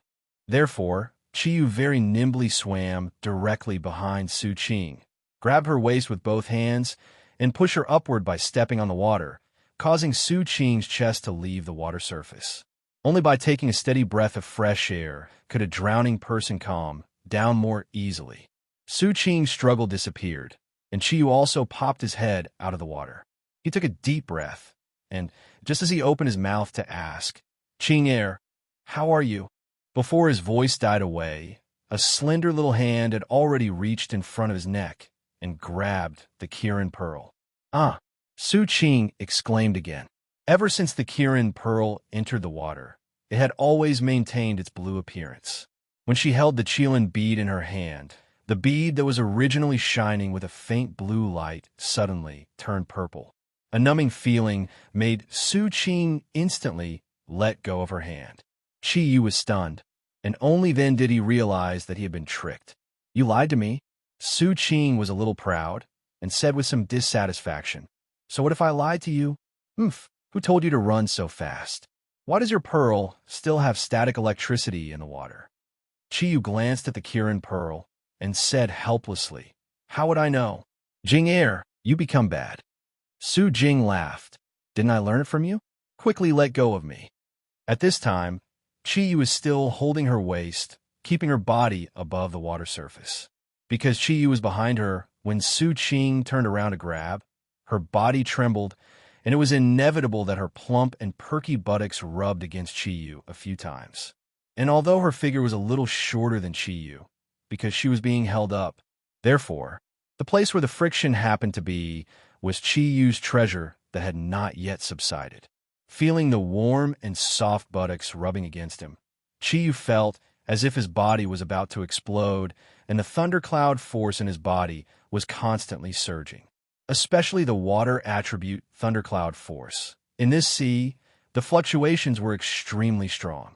Kirin was naturally dissolute, and Ink Kirin, as the king of Kirin, was even more outstanding. As Chi-Yu's strength continued to increase, his sexual desire also gradually increased. How could his body not have a violent reaction after receiving such a strong stimulation? Rationally, Chi-Yu knew that he should immediately let go of Su-Jing in case he did something uncontrollable. But physically and emotionally, he was absolutely unwilling to give up the delicious taste in front of him. For a moment, he could not help but be stunned. At this time, a voice freed Chi-Yu. "Jing-er, are you okay?" It turned out that Shun Yun had swum to the two of them unknowingly. In terms of speed, her swimming skills were obviously much better than Su-Jing's, and her voice that suddenly appeared was like ice water, temporarily calming the lust in Chi-Yu's heart.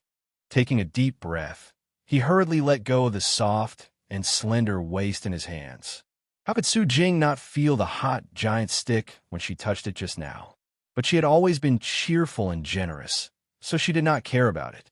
She only glared at Chi-Yu fiercely, then giggled at Shun Yun and said, "Sister Yun, I'm fine. I was just lying to him." Shun Yun frowned slightly and said, "Jing-er, don't make such a joke in the future. You scare me to death. Chi-Yu, don't bully Jing-er. We are all adults, and you are a man after all. You don't wear much when swimming, so you have to stay away from Jing-er. Try not to have any physical contact." Su-Jing stuck out her tongue at Chi-Yu proudly. Chi-Yu smiled bitterly and said, "Sister Yun, I'm innocent. It's always been her throwing herself at me." Chi-Yu had a good impression of Shun Yun. He felt that Shun Yun was really like his sister. Although they had not known each other for a long time, she had inadvertently given him care, making him feel at home. Now he was more and more fond of the life in the girls' dormitory. Shun Yun smiled slightly and said, "Okay, let's play here for a while. After all, there is no shark net here. It's safer to be closer to the sea. Jing-er, be careful, don't swim too far. Chi-Yu and I will protect you." The wind on the sea gradually became stronger, but the previously ice-cold seawater, after the appearance of the sea breeze, was like a greenhouse, protecting the bodies of the three people. The sea would never freeze. In this kind of weather, the temperature of the seawater would also be maintained at about 20 degrees Celsius. Chi-Yu came to swim with the two girls today. He did not plan to do anything. Being able to see two beautiful women in swimsuits at such a close distance was already a very high enjoyment. He did not swim much, but his gaze constantly changed between the two girls. Su-Ching's swimming skills were very average. She could only barely keep floating on the water and move forward. But Shun Yun was different. Her swimming posture was very beautiful. That elegant temperament, that graceful and delicate body, set off her like a water fairy. It did not seem like she was swimming. It seemed like she was dancing in the water.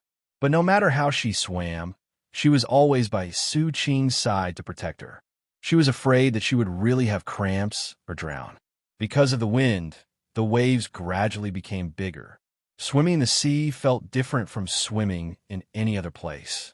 Wave after wave hit the body, and Chi-Yu seemed to find the truth of heaven and earth. The thundercloud force in his body was still operating quickly. The water attribute thundercloud force, because of the changes of the Kirin Pearl, was operating at more than 3 times the usual speed according to the cultivation route. Although his eyes were admiring the beautiful women, Chi-Yu did not stop thinking. He faintly understood that the different attributes of Kirin, when cultivated in the corresponding environment, would have the effect of twice the effort with half the result. And he himself was a quadruple attribute Kirin. In the sea, it was obviously more suitable to cultivate the water attribute ability. This was a good discovery. While thinking, Chi-Yu simply floated on the spot.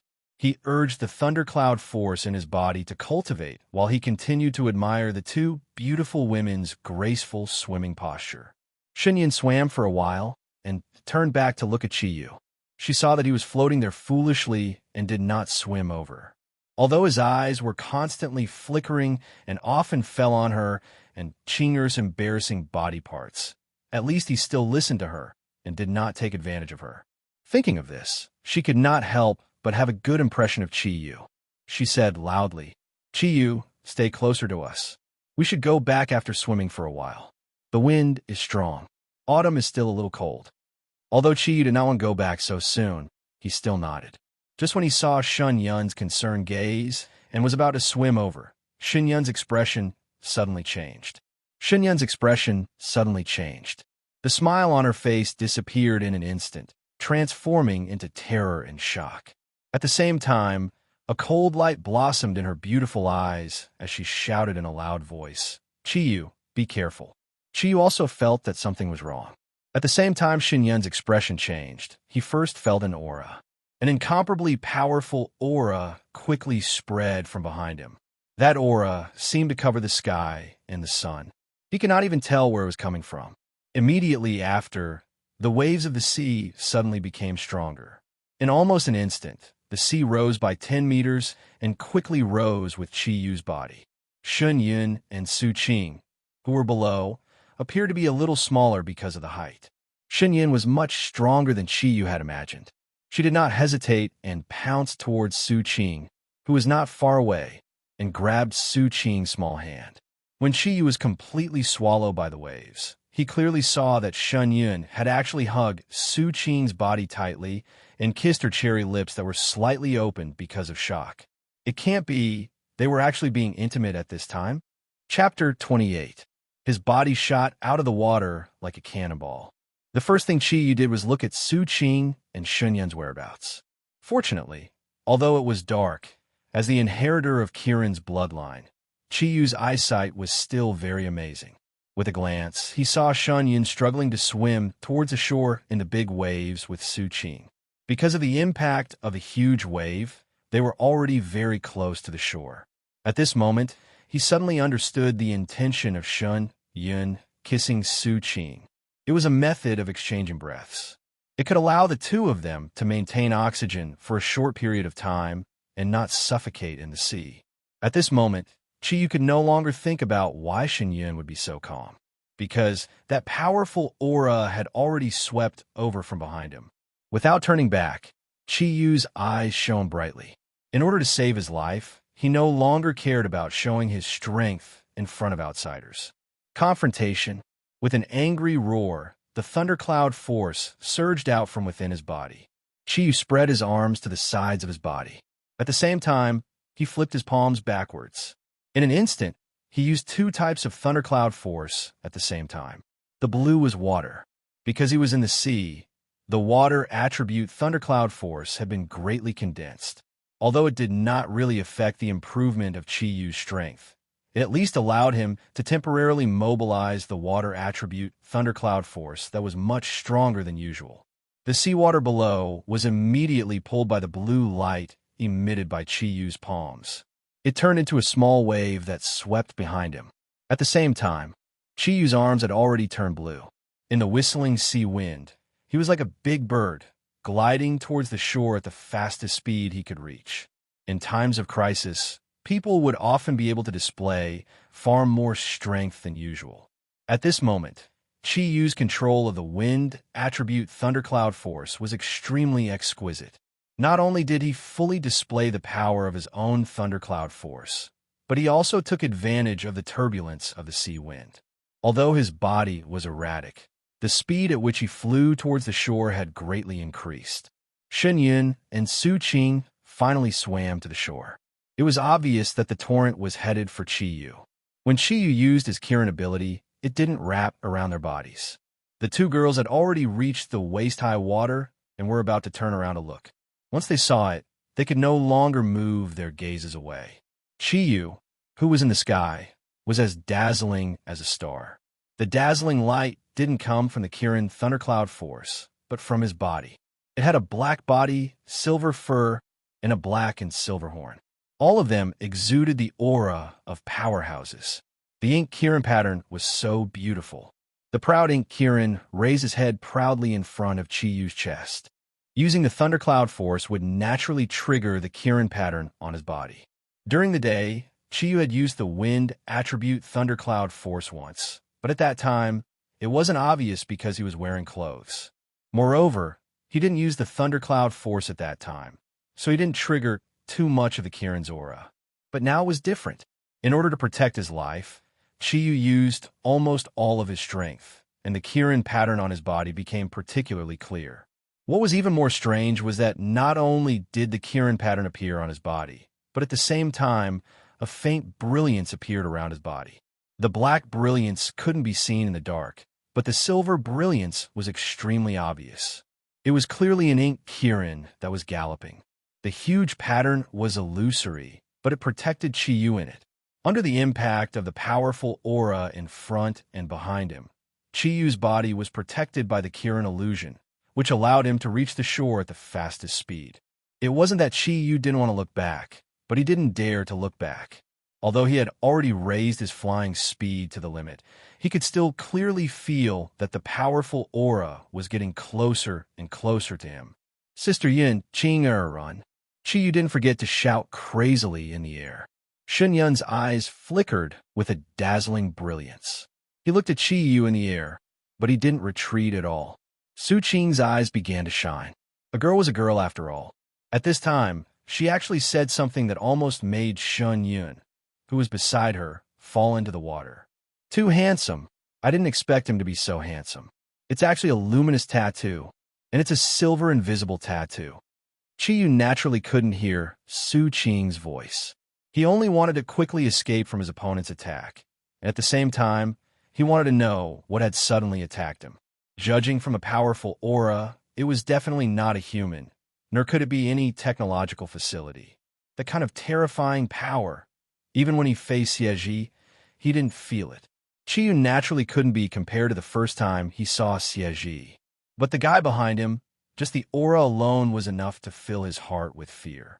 That huge and powerful aura was definitely something he couldn't defend against. Gliding was not flying, it was gradually descending.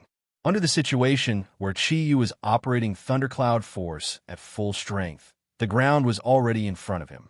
Shun Yun and Su Qing had already run to the shore. Before he could even heave a sigh of relief, a huge suction force suddenly came from behind him. Before he could react, his body had already been thrown into the air. His body continued to rise and spin in the air. But at this time, Chi-Yu's heart was very clear. He knew that he must have encountered a fierce beast, and an incomparably powerful fierce beast. Against this fierce beast, he didn't even have the slightest possibility of resisting. Because his body was spinning, Chi-Yu's eyes were fixed on the surface of the sea. At the same time, he quickly pressed the red gem on his bracelet. When Chi-Yu pressed the red gem, he suddenly discovered an abnormal phenomenon. The originally warm and lustrous relic bead actually became abnormally hot at this moment. But his wrist couldn't feel this heat. He could only feel it when he touched it with his hand. Layers of faint green light emitted from the relic bead, forming a layer of faint green light that enveloped his body. After the faint gray gas in the air encountered the green light, it melted away like ice and snow. It was protecting him at this moment. Chi-Yu couldn't help but be grateful to Master Zagru. If it wasn't for the protection of the relic bead, with his little understanding of fierce beasts and no combat experience in this area, he was afraid that he would have died long ago. Since that gray fog was emitted by the owner of the terrifying and powerful aura, it was not simple. Chi was right. When his body rose to the highest point, he was already hundreds of meters away from the sea. At this moment, his body was no longer spinning. It was also at this moment that he saw the existence that was attacking him below. Seeing it, Chi couldn't help but suck in a breath of cold air. The cold feeling flowed from the top of his head to the bottom of his feet, and the light in his eyes became filled with despair. What did Chi see?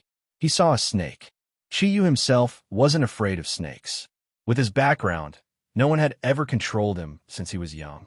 In the past, catching some non-venomous cauliflower snakes to make his own snake soup had always been his favorite. However, the snake in front of him was not a cauliflower snake. There were water snakes in the sea, and it was very difficult for water snakes to survive in the sea. Therefore, almost all the snakes in the sea were poisonous, and extremely poisonous. But the one in front of Chi-Yu was no longer as simple as a water snake. Even looking down from the sky, Chi-Yu could still clearly see the huge body of this giant snake. The giant snake's body was greenish-black, faintly emitting a faint green light, and it was faintly discernible in the sea. Its body was at least 100 meters long. The huge scales on its body shone with a sinister light. What made Chi-Yu despair was not its huge body, but its head. This giant snake was not like an ordinary snake. From the understanding of humans, because of genetic mutation, snakes may have two-headed snakes, or even three-headed snakes.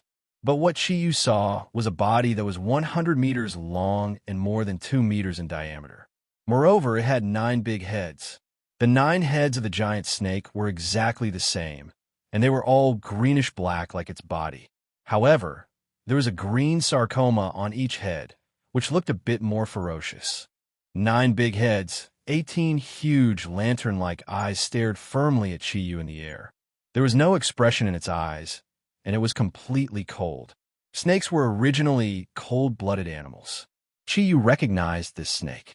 To be precise, he knew the species of this snake. This was a deep-sea nether snake.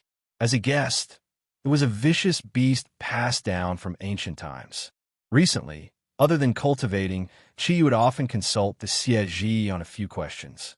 The Siege had once carefully explained to him the characteristics of some ancient beasts as well as their strengths. The deep-sea nether serpent had been mentioned. The deep-sea nether snake was the strongest in the sea. It was also the ultimate existence of all the water attribute vicious beasts. As long as it was in the sea, even Kirin would not dare to provoke it easily. The deep-sea nether snake was also once one of the kings of the ancient vicious beast camp. In the beginning, when Kirin was at his peak, he once led the ancient divine beasts to encircle the ancient vicious beasts on a large scale. Although he could achieve good results, he could not hurt the vitality of the ancient vicious beasts every time. A large part of the reason was the existence of the deep-sea nether snake. Once the ancient vicious beasts could not fight against the ancient divine beasts, these guys would run into the sea. In the sea, there was no divine beast that could compete with the deep-sea nether snake. The deep-sea nether snake not only had extremely powerful strength, but could also use the sea as its own weapon. Even if Kirin used Kirin's arm with all his strength, he would not be able to gain any advantage over it. Of course, there were two sides to everything. Although the deep-sea nether snake was powerful, it had a fatal shortcoming, and that was it could not leave the sea. Once it left the sea, no matter how many years the deep-sea nether snake had cultivated, its strength could only be retained by 1/10, or even less in the sea.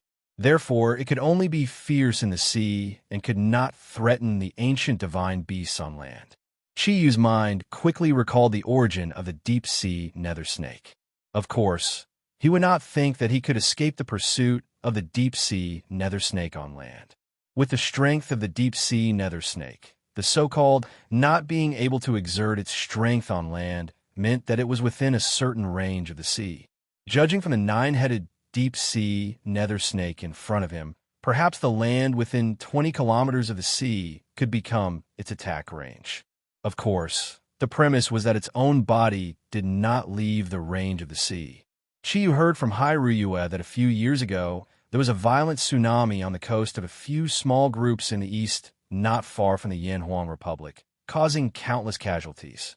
At that time, she had suspected that the deep-sea nether snake was causing trouble in the eastern sea region. That was why there was endless killing. Now it seemed that Hairuyue's guess was very likely. One must know that the strength of the deep-sea nether snake was divided by the number of snake heads. The newly born deep-sea nether snake only had 1 head. With continuous cultivation, it would only have a second head when it had cultivated for 2.5 years.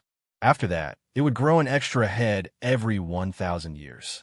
And with every additional head, the strength of the deep-sea nether snake would also be greatly enhanced. The deep-sea nether snake in front of him was obviously already 9,000 years old. It was developing in the direction of a 10,000-year beast. Once it reached the level of a 10,000-year beast, it would not be restricted by the sea and could move on land, becoming a truly tyrannical king of beasts. Of course, if the deep-sea nether snake came to land, it would lose the cover of the sea. If it encountered the Kirin clan's ultimate Kirin arm again, it would not be able to resist. After all, even if it had 10,000 years of cultivation, it was still far from being comparable to the energy of water molecules in the vast sea. Therefore, no matter how strong the deep-sea nether snake was, it could only be the strongest in the sea. After Chiyu's body rose to the highest point, it had already begun to descend quickly. The deep-sea nether snake's 9 huge heads all opened the snake's mouth, and the cold eyes in its eyes carried a bit of awe-inspiring aura. Chiyu was indeed lucky. With his own strength, he should have been directly swallowed by the deep-sea nether snake's aura.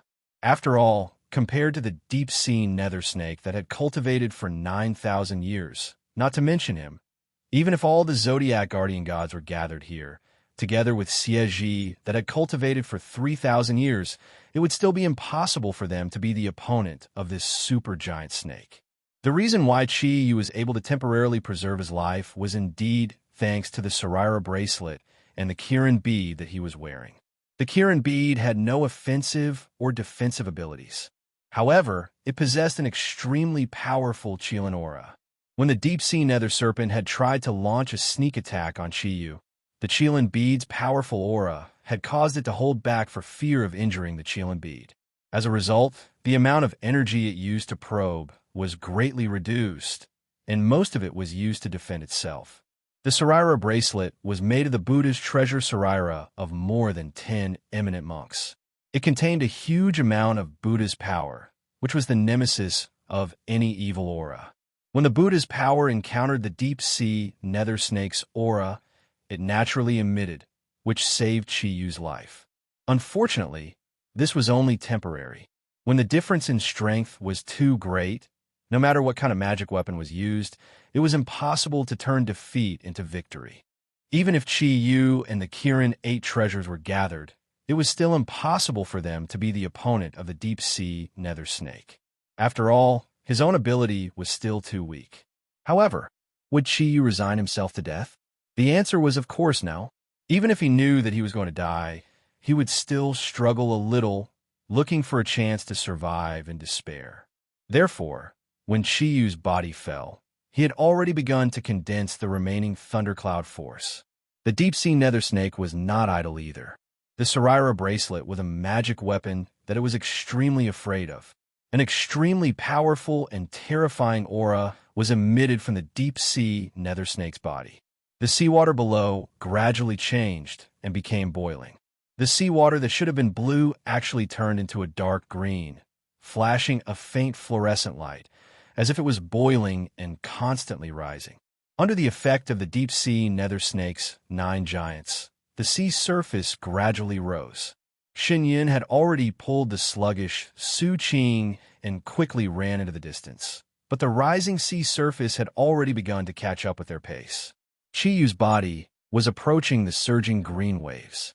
He suddenly shouted, "Come!" on his chest. A red light suddenly rose, and the original black and silver Kirin pattern on his body was suddenly dyed into a gorgeous red. The scorching aura could even be felt from a kilometer away. The surging fire rose into the sky, and Chiyu's body was like the sun, as if it was completely burning. When the dark green liquid encountered this scorching airflow, it suddenly made a group of harsh sounds, and the unpleasant smell spread in all directions. Chiyu's body miraculously separated the oily green seawater to both sides. It was his newly acquired Kirin red that showed its power.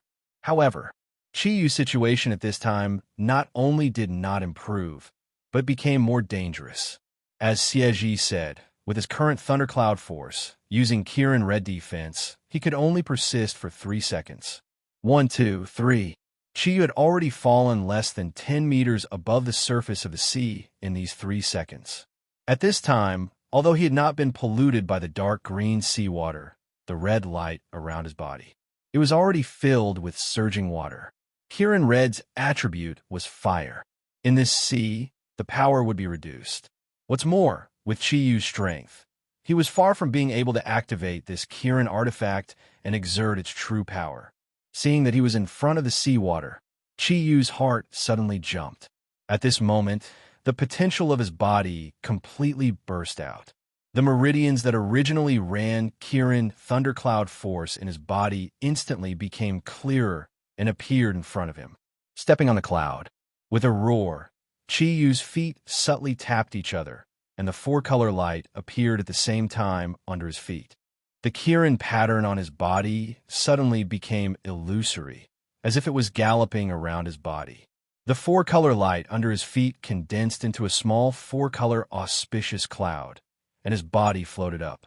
Using the last power of Kirin Red, once again, he rushed into the dark green seawater that was activated by the deep-sea nether snake. Under the pressure of the surrounding seawater, the light on the Sarara bead converged around Chiyu's body.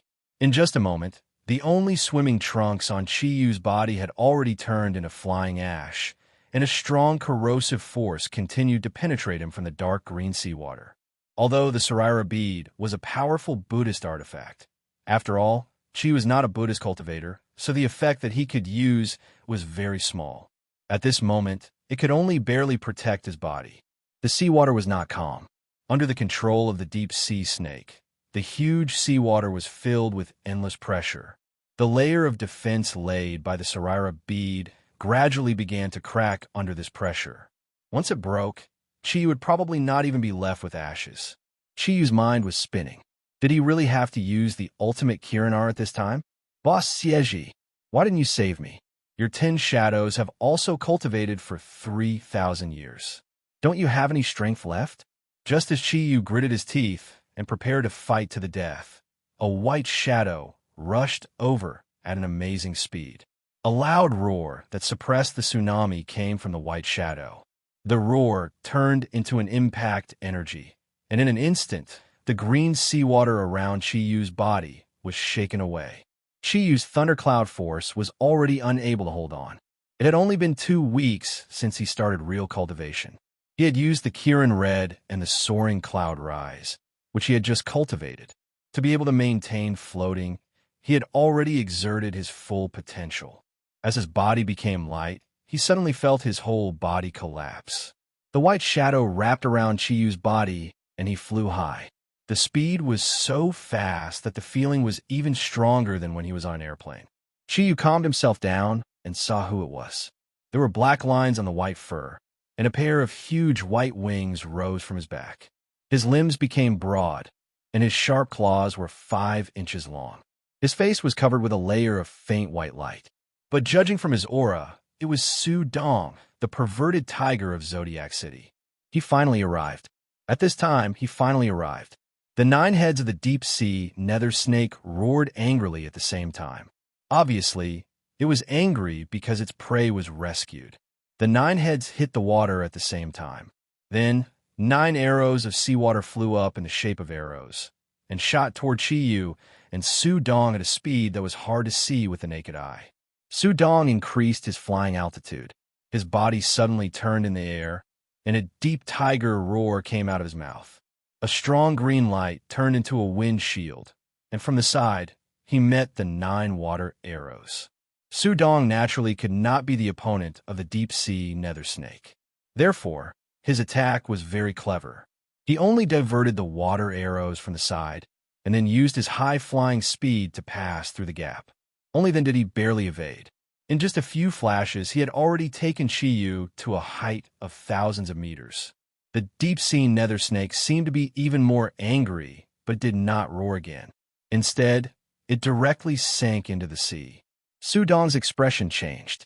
Not good. I'm afraid we can't escape. This deep-sea nether snake is too powerful. Although my speed is very fast, it is launching a large-scale attack. I'm afraid everything within a radius of tens of kilometers will be affected. Heavens, how can such a fierce beast with strength close to 10,000 years suddenly appear? His voice was no longer soft. Instead, it became a low and somewhat hoarse voice. Although it did not sound as comfortable as before, it was full of magnetism. Chiyu said, "What should we do? Why don't you fly higher? His attack range is limited." Su Dong smiled bitterly. "Fly higher? Although I am a winged tiger, the height I can fly is also limited. There is also a limit to how high I can fly. This is already the peak of my ability. As the saying goes, the clouds follow the dragon, and the wind follows the tiger. Wind is one of my abilities, but it becomes very difficult to control high up in the sky. I can't go any higher." Chiyu frowned. "Then we can only wait for death." Su Dong smiled bitterly. "Do you have any other ideas? Even if Ryue can make it in time, we can't possibly be a match for this deep-sea nether snake. Even if it only has one head, this kind of super fierce beast is enough to make us suffer. Think about my girlfriend. What are they going to do in the future?" "Damn Beidei." Chiyu's eyes suddenly turned cold and focused on the bottom. Although they were separated by thousands of meters, he could still see the dark green seawater spreading towards the shore. It was only a few dozen meters away from Shun Yun and Su Qing. Taking a deep breath, he looked at Su Dong and said firmly, "Once I've restrained the deep-sea nether snake, bring them to a safe place immediately." Before Su Dong could understand Chiyu's meaning, a force suddenly came from Chiyu's body, and he broke free from his tiger claws. He allowed his body to fall down. At this moment, the deep-sea nether snake's huge body emerged from the seawater. This time, the sea turned purple, and the seawater kept rising strangely. In the seawater, whirlpools with a diameter of 10 meters spun rapidly, spreading towards their surroundings. With Chiyu and Su Dong's eyesight, they could clearly see that the entire sea had turned purple. And the whirlpools were rising from the sea as they spread. The number of whirlpools could not be counted at all. These whirlpools were connected to the surface of the sea by a faint purple line. As soon as they left the surface of the sea, their speed instantly increased, turning the entire sky purple. In an instant, they spread in all directions. Lin Bing Doja Jie Zhen Lai Qianxing. The divine edict is clear, the sky is clear, the earth is clear, the divine Lord is pure, not tainted, demons and ghosts are subdued, yin and yang are united, descend. Chiyu's deep voice rang in the air. His voice was not loud, but every word was sonorous and powerful. When he chanted the first word, the speed of his body's fall began to slow down. When he finished chanting the 9 symbolic words, his body floated quietly in the air without any energy. Following that, the silver and black ink Kirin pattern on Chiyu's body really left his body. Chiyu's eyes turned completely silver at this moment. His black hair stood on end. An equally terrifying aura also emanated from his body. The Kirin pattern continued to expand. In the blink of an eye, it had transformed into a huge light shadow of Kirin that was more than 30 meters long. Kirin lowered its head, and the horn on its head shone with a bright silver-black light. Chiyu also raised his right arm at this moment. Was it Kirin's arm breaking the heavens? No, it was not. Even at this moment, Chiyu still wanted to take a gamble. He was not willing to spend 100 years to restore his Kirin arm. Silver symbols emerged from the fingertips of Chiyu's right hand. The same symbols were also emitted from the horn of the ink Kirin light shadow. The same silver symbols merged in the air, forming a circle that spread to the surroundings. The 9 deep-sea nether snakes below were obviously feeling uneasy. They growled in a low voice, and the greenish-black scales on their bodies turned purple at the same time.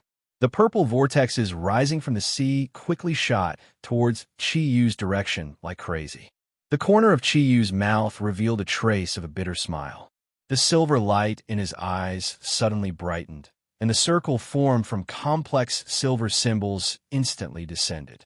It actually passed through the purple vortex without any resistance, and in the blink of an eye, enveloped the nine-headed deep-sea nether serpent's enormous body.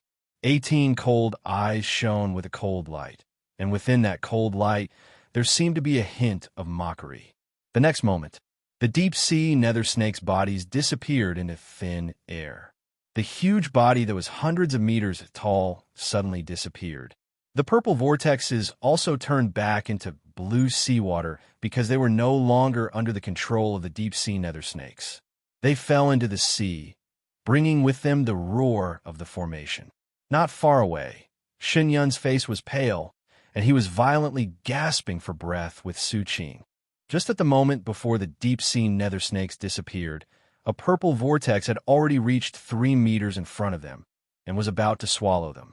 They were close to death a moment ago, but in the next moment, it was as if nothing had happened. Under this strong stimulation, Su Qing suddenly fainted and fell into Shen Yun's arms. Spitting out a mouthful of blood, Qi Yu's body, which was originally floating in the air, suddenly fell down. The light shadow of Kirin also quickly disappeared, fusing into his body and disappearing. Even the patterns on his body also disappeared. A white light flashed, and Su Dong caught Qi Yu's body before it fell into the sea. With just a few flaps of his wings, he had already returned to the shore. Qi Yu's whole body was slightly trembling, not because of fear, but because of serious exhaustion. Su Dong smiled bitterly and said, "Why do you have to do this? Don't tell me that we can avoid death like this." Qi Yu also had a stomach full of bitterness. "Perverted tiger, besides this, is there any other way? This is the only way to buy us some time. Forget it, don't send them away. Send me away, at least find a quiet place with no people. It seems to be good to reduce some losses." Chapter 29. Although Shen Yun's face was pale, his eyes were very firm. He nodded and said, "I won't say anything. Even if I say it, no one will believe me. I just hope that all of you can come back alive. I think that all of you can solve it. After all, you are the Zodiac guardian gods." Su Dong was shocked, and the way he looked at Shen Yun suddenly changed. Shen Yun's face showed a trace of a smile. "If you want to solve your doubts, come back alive. Your time should be limited, isn't it? The Zodiac tiger." Su Dong and Qi Yu looked at each other. Qi Yu was even more shocked than him. The words that Shen Yun said were obviously beyond the understanding of ordinary people. However, there was no time for them to think. Su Dong made a prompt decision and instantly flew up with Qi Yu. He flapped the white tiger wings on his back, and with the help of the green airflow, he flew away at high speed. "Where are we going?" Su Dong asked Qi Yu while flying.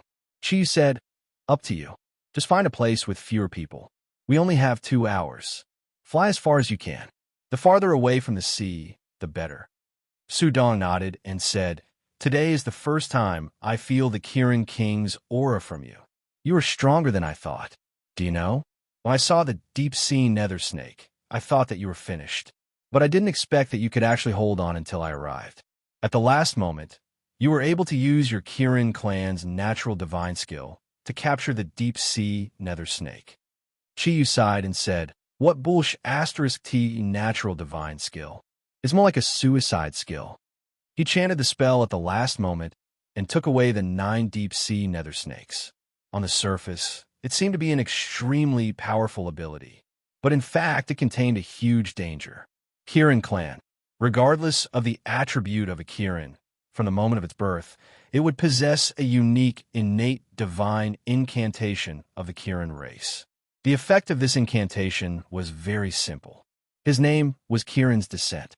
Once activated, as long as the opponent belonged to the vicious beast lineage, no matter how powerful they would be instantly absorbed into Kirin's own life energy by the divine spell and become Kirin's envoy.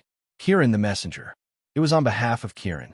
The ferocious beast that Kirin had subdued could be controlled to do anything. However, it wasn't that easy to subdue Envoy Kirin. It was impossible for any kind of ability to affect the balance of nature. Although Kirin's divinity's descent could instantly capture any dire beast, Kirin's divinity could not withstand it. However, 2 hours later, 2 hours in ancient times, it was equivalent to 2 hours. When the captured beast regained its consciousness, it would appear in Kieran's own bloodline. If Kieran's ability was enough to surpass the captured envoy, then this Kieran envoy could only obediently listen to Kieran's command until the day Kieran died. However, if Kieran's ability was lower than the envoy, not only could the envoy regain its freedom, but it could also devour Kieran's body to greatly increase its own ability. Therefore, the divine Chilan descent was a double-edged sword. Although it could subdue any vicious beast, it was a double-edged sword. Although it could subdue any beast, if the strength of the culprit surpassed Kieran, then it would be Kieran's death. One should know that no vicious beast was good. With such a good opportunity to devour Kieran, they would never let it go. Therefore, during the ancient beast era, only those who had reached adulthood and possessed all of their abilities, Kieran would use natural divine descent to devour beasts as its own envoy. Kieran's entire life, he could use natural divine descent 3 times, which meant that he could subdue 3 beasts that were slightly weaker than him. Today, at this critical moment, Chi was helpless. He thought of Shun Yun's kindness to him, Su Qing's alluring figure, and the tens of thousands of innocent students in Qingbei University. In order to minimize his losses, he had no choice but to use natural divine descent. He used his natal deity's descent. Naturally, he knew that compared to the 9 deep-sea nether snakes, his strength was like comparing fire to the moon. However, he still did it. These 2 hours were exactly what he wanted. In other words, he wanted to delay his own death. As for the envoy that he devoured, he didn't even have the chance to use Ultimate Kieran's arm anymore. This was because Kieran's arm was an external attack. After the envoy regained its consciousness, it relied on pure energy to fight against his internal energy. Under such circumstances, Chi would definitely die. Did he have a choice? With his strength, using Kieran's arm would only be courting death. At most, it would cause a non-fatal injury to the deep-sea nether snake. And if the deep-sea nether snake was enraged, it might really bring about a disaster. And now, even if the deep-sea nether snake only had 1/10 of its energy after leaving the sea, it was probably enough for him to die dozens or hundreds of times. What would happen in these 2 hours? Chi didn't know, and neither did Su Dong. Right now, they could only try their best to fly in one direction. The scenery under their feet became blurry because of the darkness. Occasionally, they could see some twinkling lights. The temperature in the sky was obviously colder than on the ground. Under Su Dong's full flight, they quickly left the Beidei coast. After flying for about 20 minutes, the bracelets on Chi Yu and Su Dong's hands lit up at the same time. Su Dong's face lit up with joy. "It's Ryue. Let's stop and wait for her to see if she has any ideas." Chi was very calm. In this short flight of 20 minutes, everything that he had experienced in the past 19 years kept flashing in his mind. Not long ago, when he became the king of the Zodiac guardian deities, he thought that his fate had changed. Never did he expect that his fate, which had just taken a turn for the better, would suddenly come to an end because of sudden crisis. After listening to Su Dong's words, he just nodded silently. Su Dong folded the wings on his back and glided towards the ground. He let out a low roar, and the green light around his body suddenly shone brightly, blocking the strong wind brought by the descent outside of his body and Chi Yu's body. Well, the two successfully landed on a small hill. As soon as he left Su Dong's arm, the weak Chi Yu sat on the ground. His body was still naked, but he did not feel cold at all. The blood vessels in his body that were originally clear had become blurred, as if all the blood vessels were burning.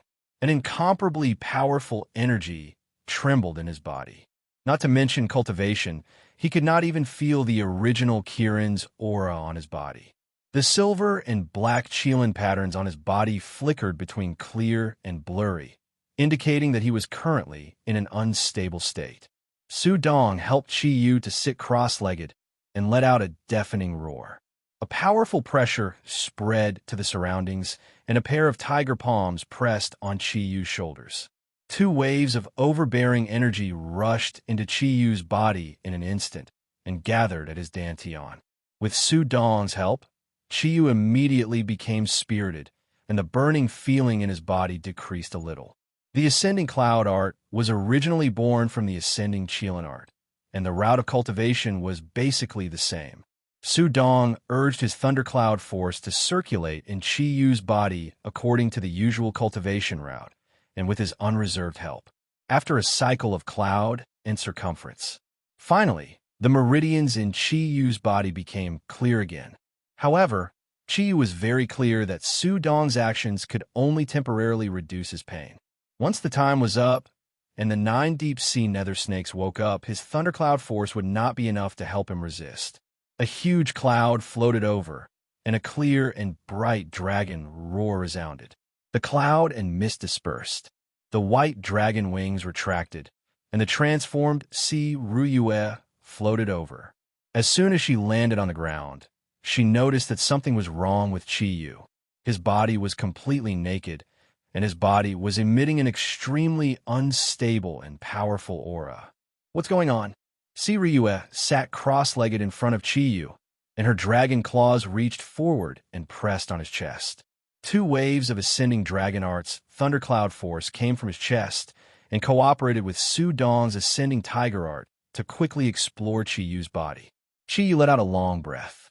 Under the effect of the 2 waves of thundercloud force, his body immediately recovered, and even the consumed thundercloud force was replenished.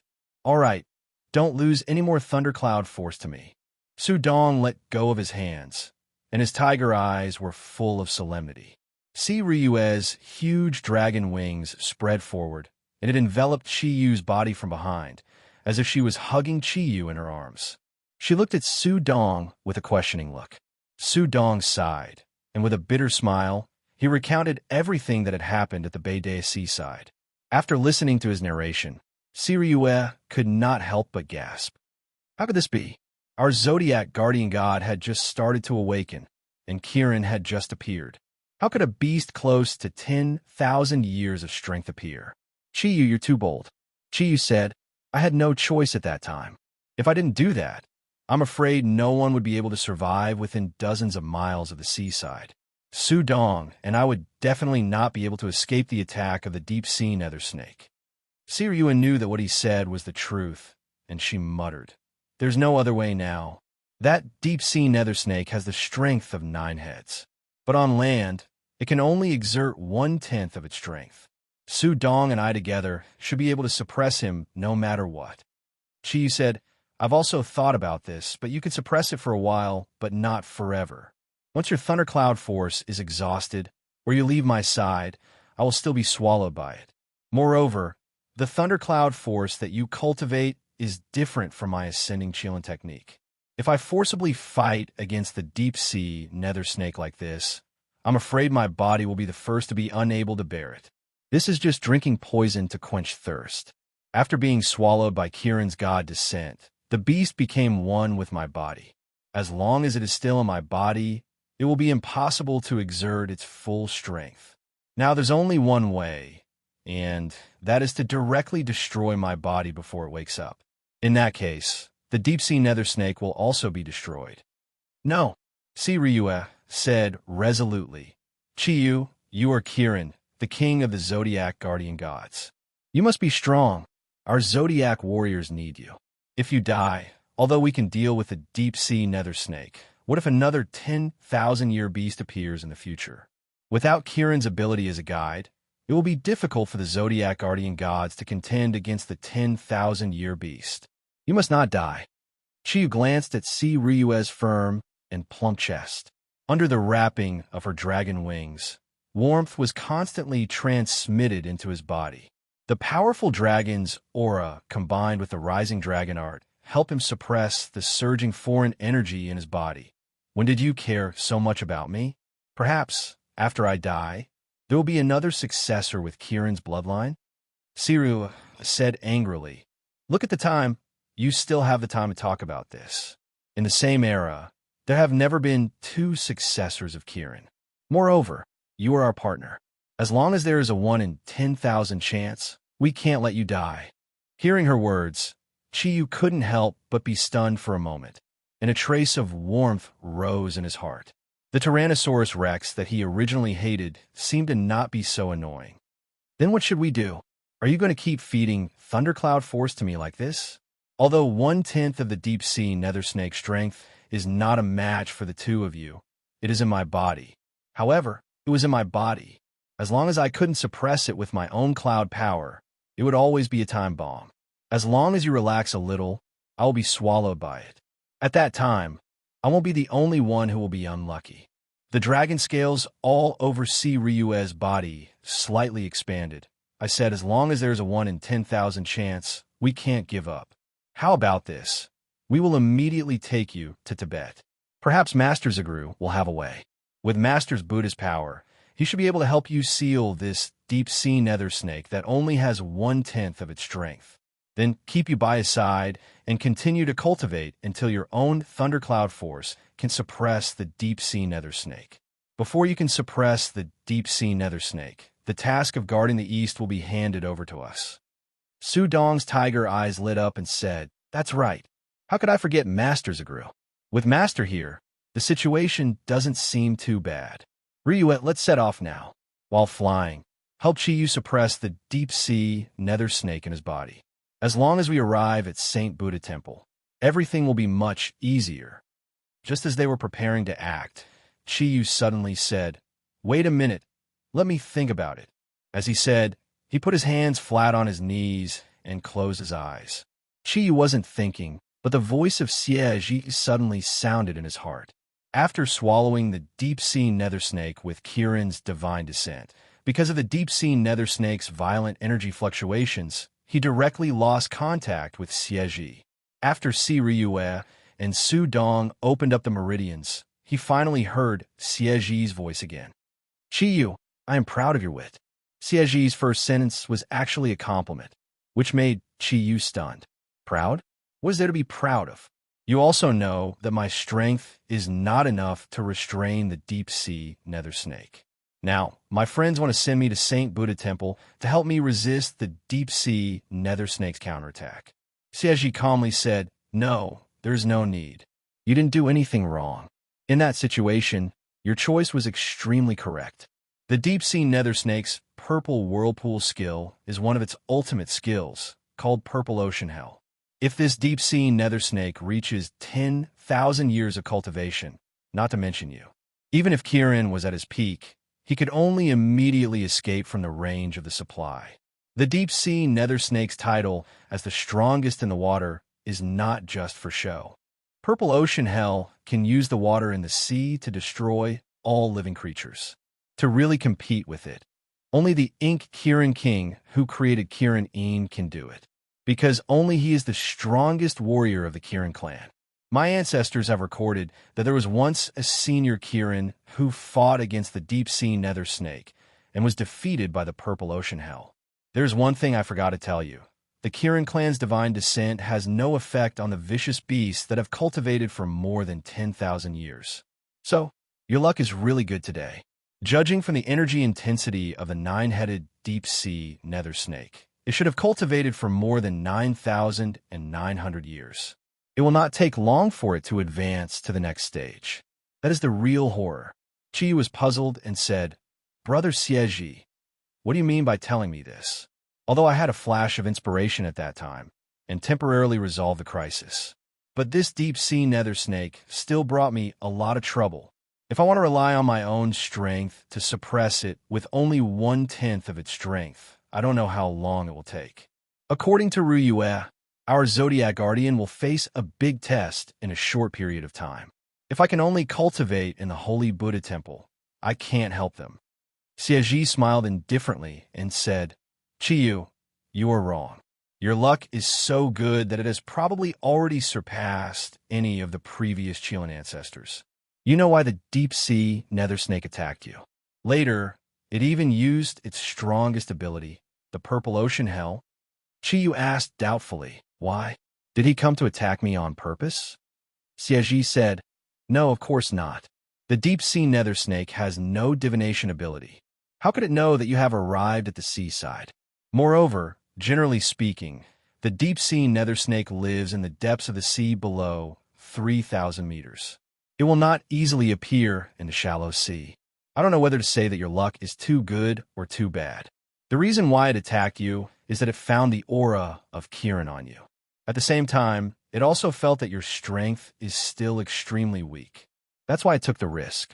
Generally speaking, the deep-sea nether snake is unwilling to face Kirin before it has cultivated to 10,000 years, even in the sea.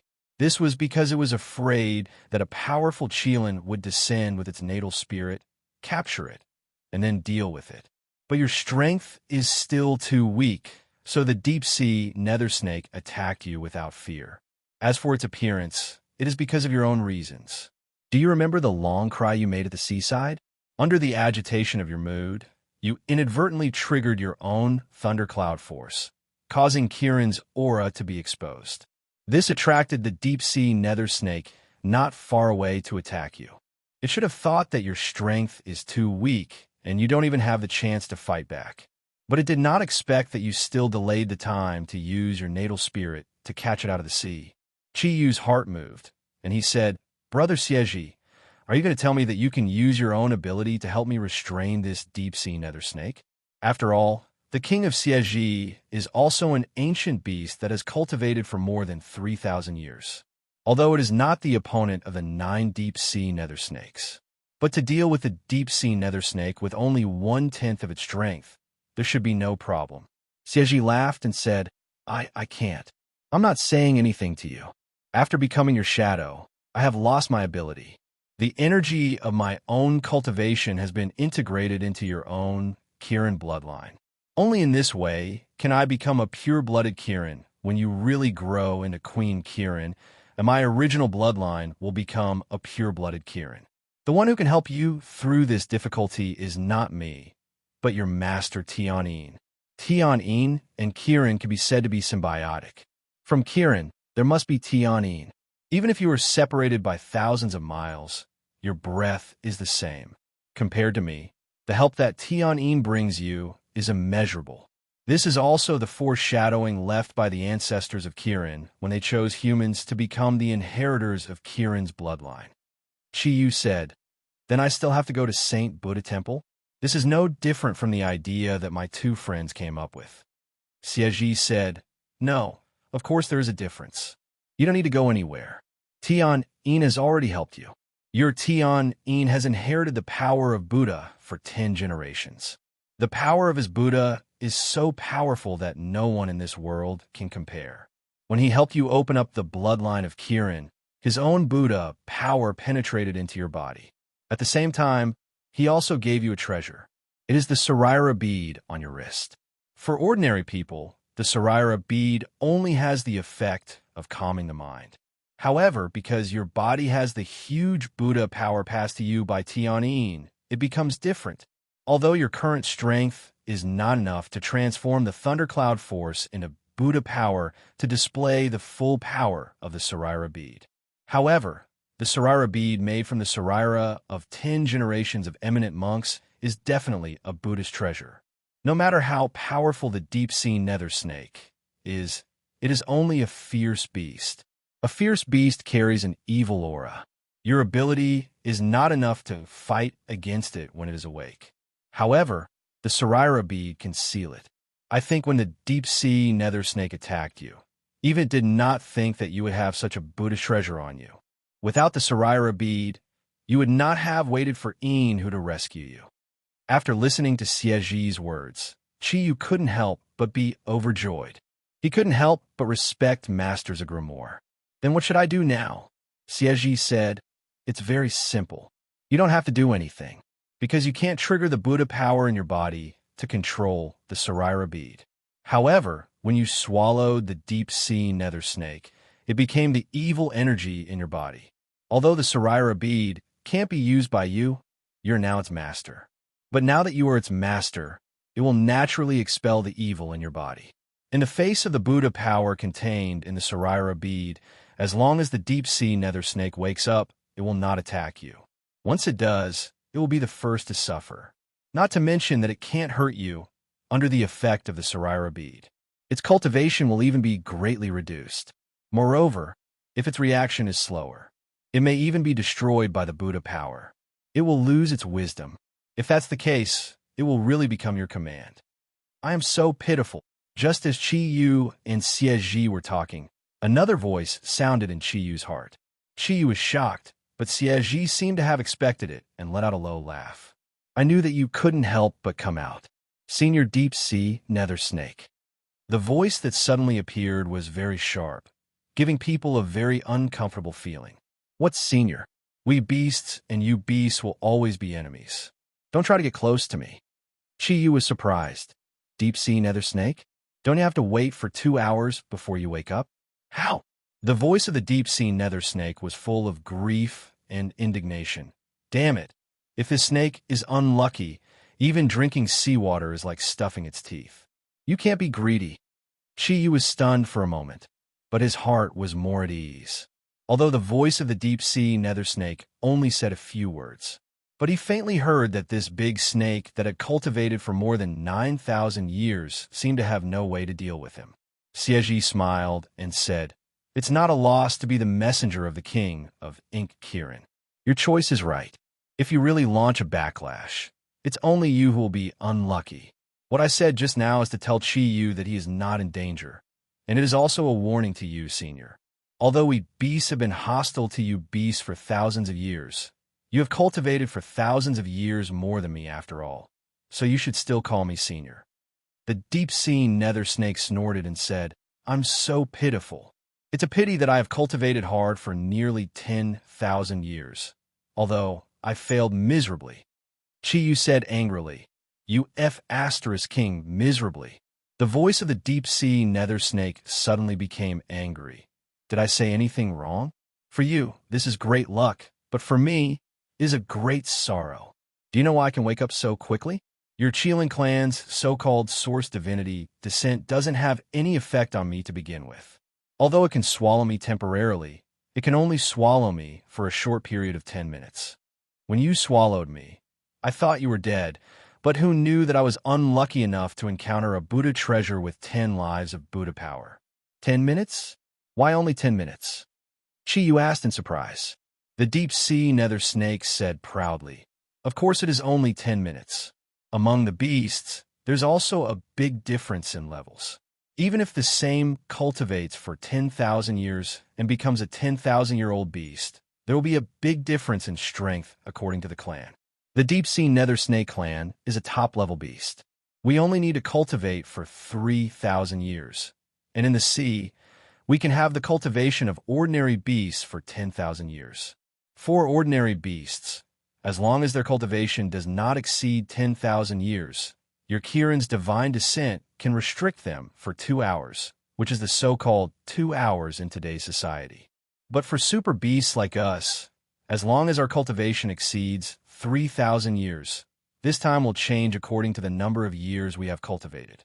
The longer the cultivation time, the shorter the duration of Kirin's divine descent. I have cultivated for 9,990 years, and in another 10 years, I can become a deep-sea nether dragon and become the strongest king in the sea. Therefore, with such a weak Kirin's divine descent, it is very lucky that I was unconscious for 10 minutes. If you hesitated for a moment and did not leave the beach immediately, I would have swallowed you. Chiyu's mood was agitated, and his clothes had been soaked in cold sweat. He secretly said that it was a close call. Xie said with some disdain, Is that so? Senior deep-sea nether snake, you seem to be exaggerating. Even if you were still at the beach, your body was no longer within the scope of the sea, and the strength you can exert will inevitably be greatly weakened. In the face of the 10 lives monk Saraira, even if you really swallowed Chiyu's body, you will be affected by the Saraira. Not only will there be no benefits, but I am afraid that your cultivation will be greatly damaged. Moreover, Chiyu's body already contains a strong Buddha power. For you, he is like a hot potato. Despicable. You're simply too despicable. You must have disgust to plot against me.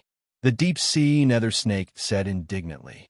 Chiyu said curiously, Discuss my ass. Do you think I was willing to get you in my body?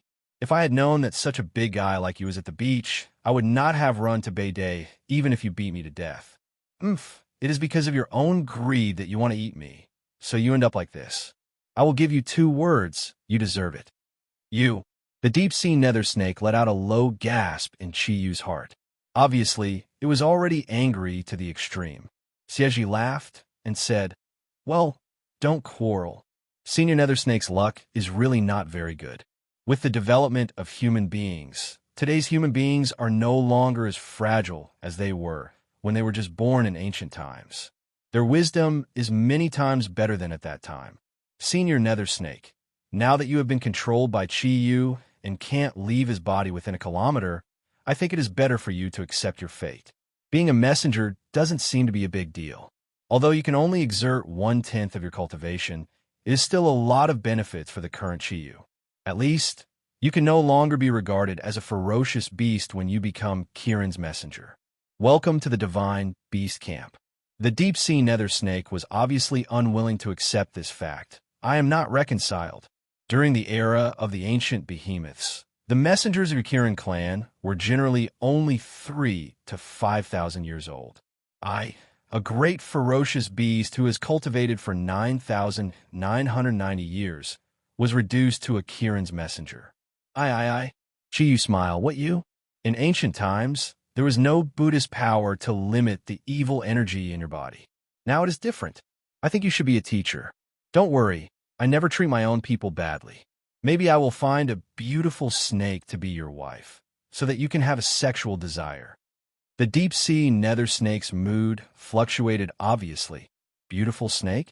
Unless you can find someone at the level of white snake, I am not interested. Chapter 30. What bullish *T myth? The White Lady exists. She is not a snake spirit who has been practicing for thousands of years, as you humans say, but an outstanding talent of our deep-sea nether snake race.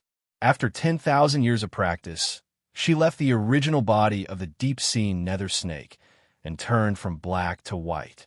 She walked in the human world and met the pretty boy Su Xian of your human race. When the White Lady was a child, she ran to the land because she was playful and was almost killed by humans. It was Su Xian's ancestor who saved her, so there was a part about repaying the debt of gratitude. As for the final ending, it was not good. She was besieged by several big bald donkeys of your human race at that time. They sealed her in Leifeng Pagoda when she was at her weakest because of pregnancy.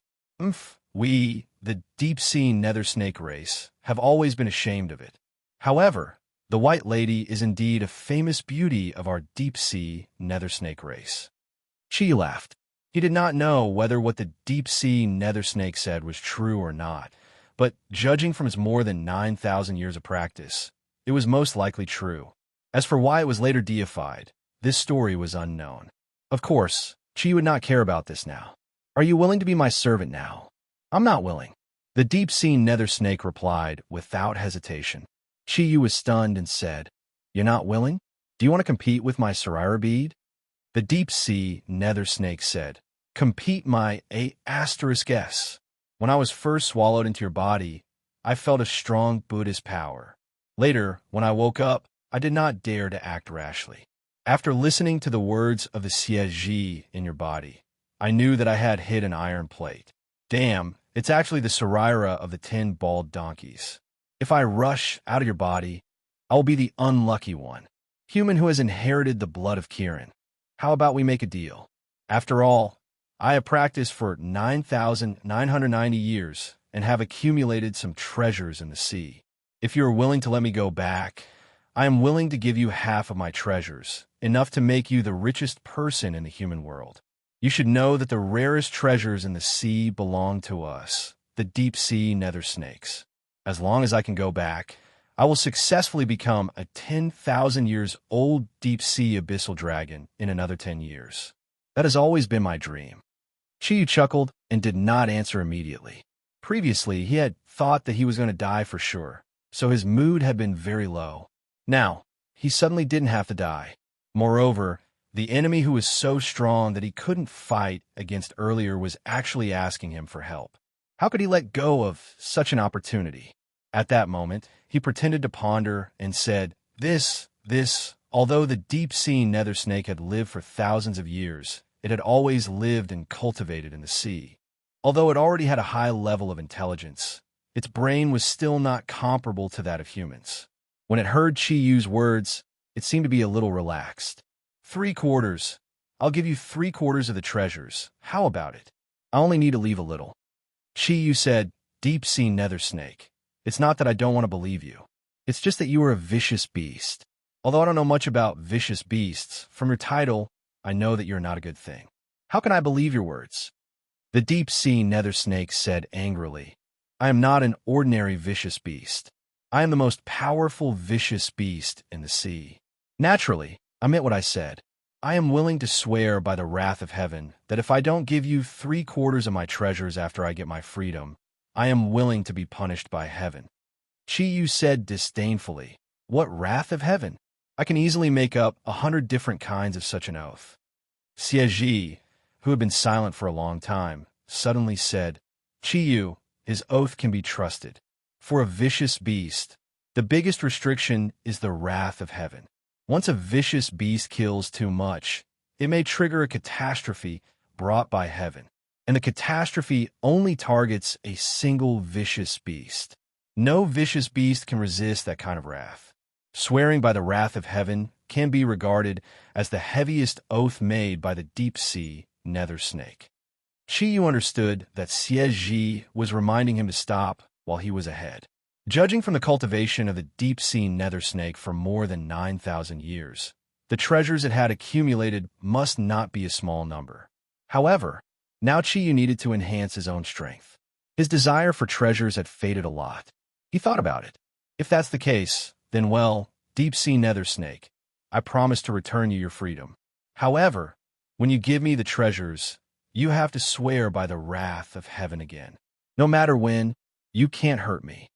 What a joke. So what if he got the treasures? If the deep-sea nether snake gave him the treasures and suddenly wanted to kill him, could he withstand it in the sea? The deep-sea nether snake was overjoyed and hurriedly said, Okay, as long as I don't become your slave and can still get my freedom, I will agree to any conditions." After spending more than 9,000 years of loneliness, he had been working hard towards the direction of the deep-sea abyssal dragon. For him, nothing was more important than cultivating to the 10,000-year realm. Now that he was only 10 years away from achieving his long-time dream, why would the deep-sea nether snake hesitate? At that moment, he immediately swore that he would never hurt Chi again, no matter when. After listening to the deep-sea nether snake's oath, Chi smiled. "Well, deep-sea nether snake, when I have enough strength, I will let you go back to the sea. For now, you just stay in my body." The deep-sea nether snake was stunned and said, "What did you say? Didn't you promise to let me go back to the sea immediately?" Chi immediately used his rogue skills.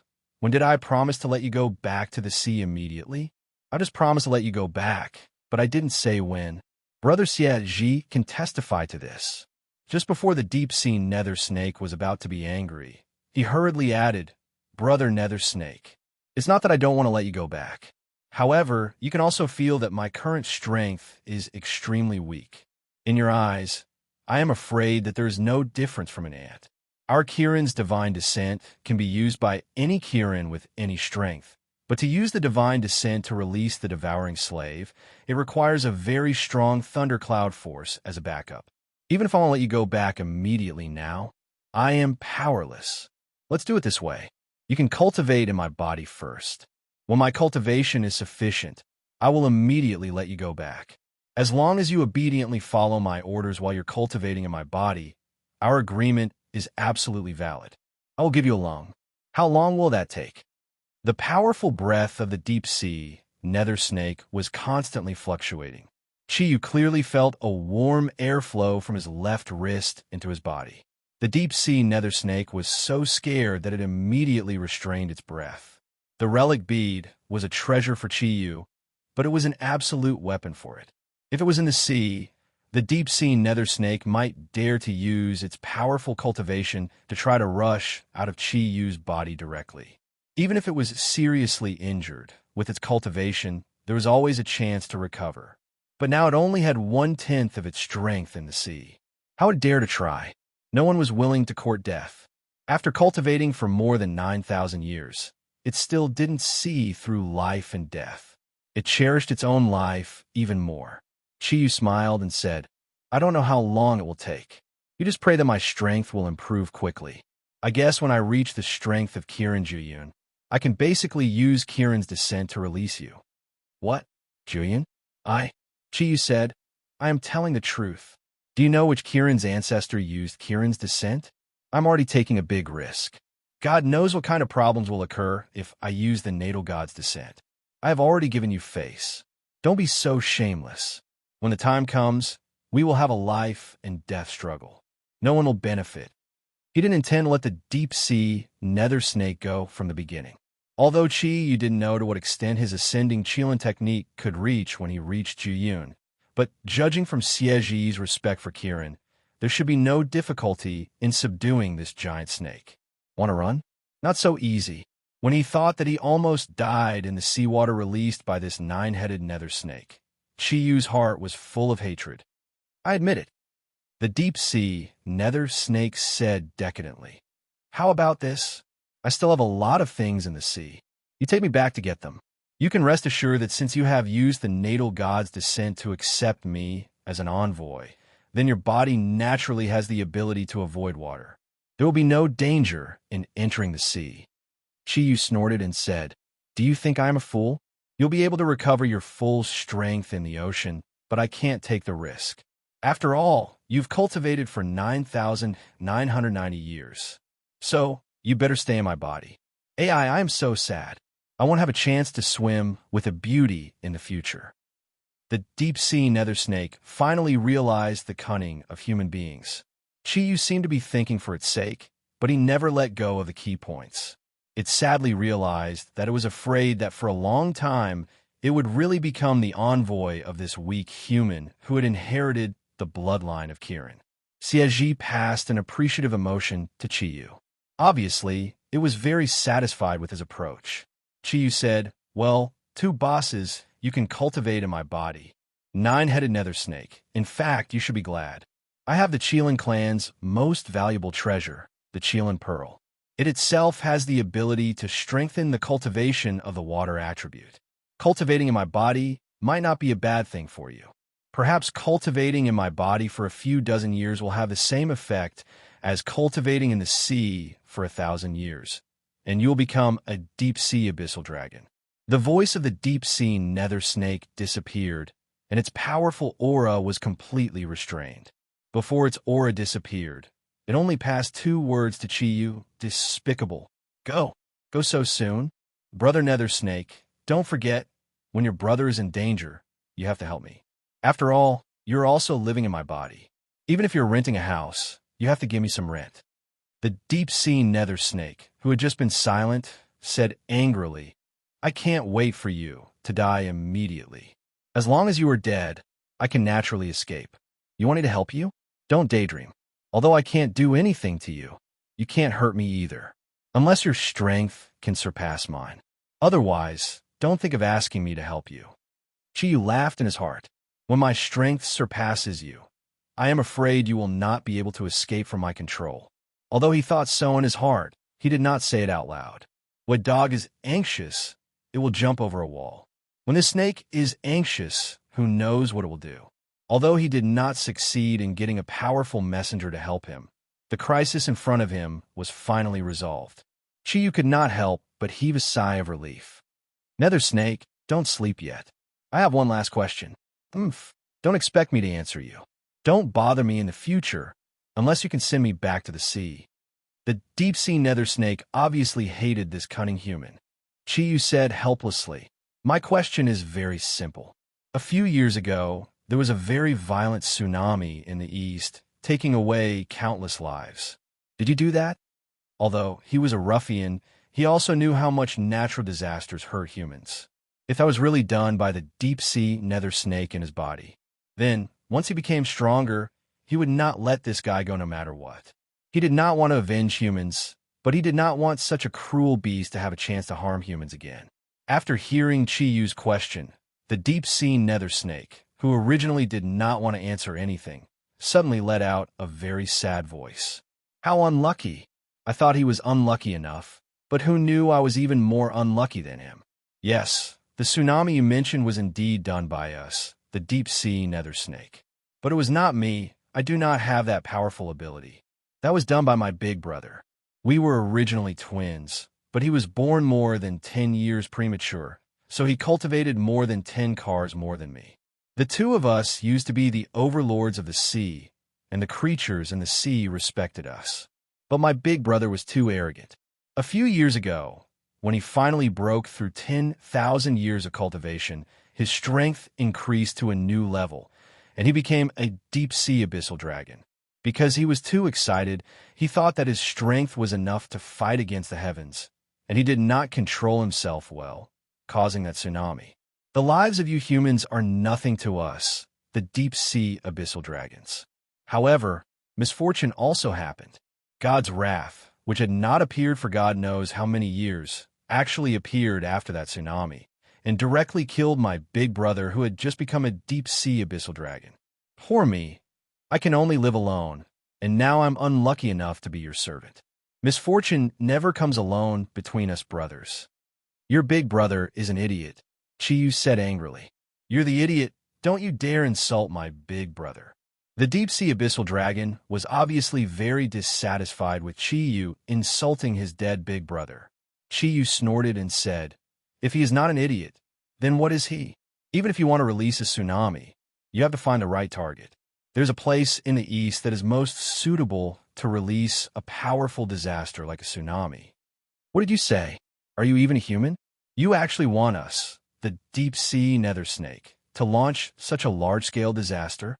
The deep-sea nether snake's interest was immediately aroused by Chiyu's words.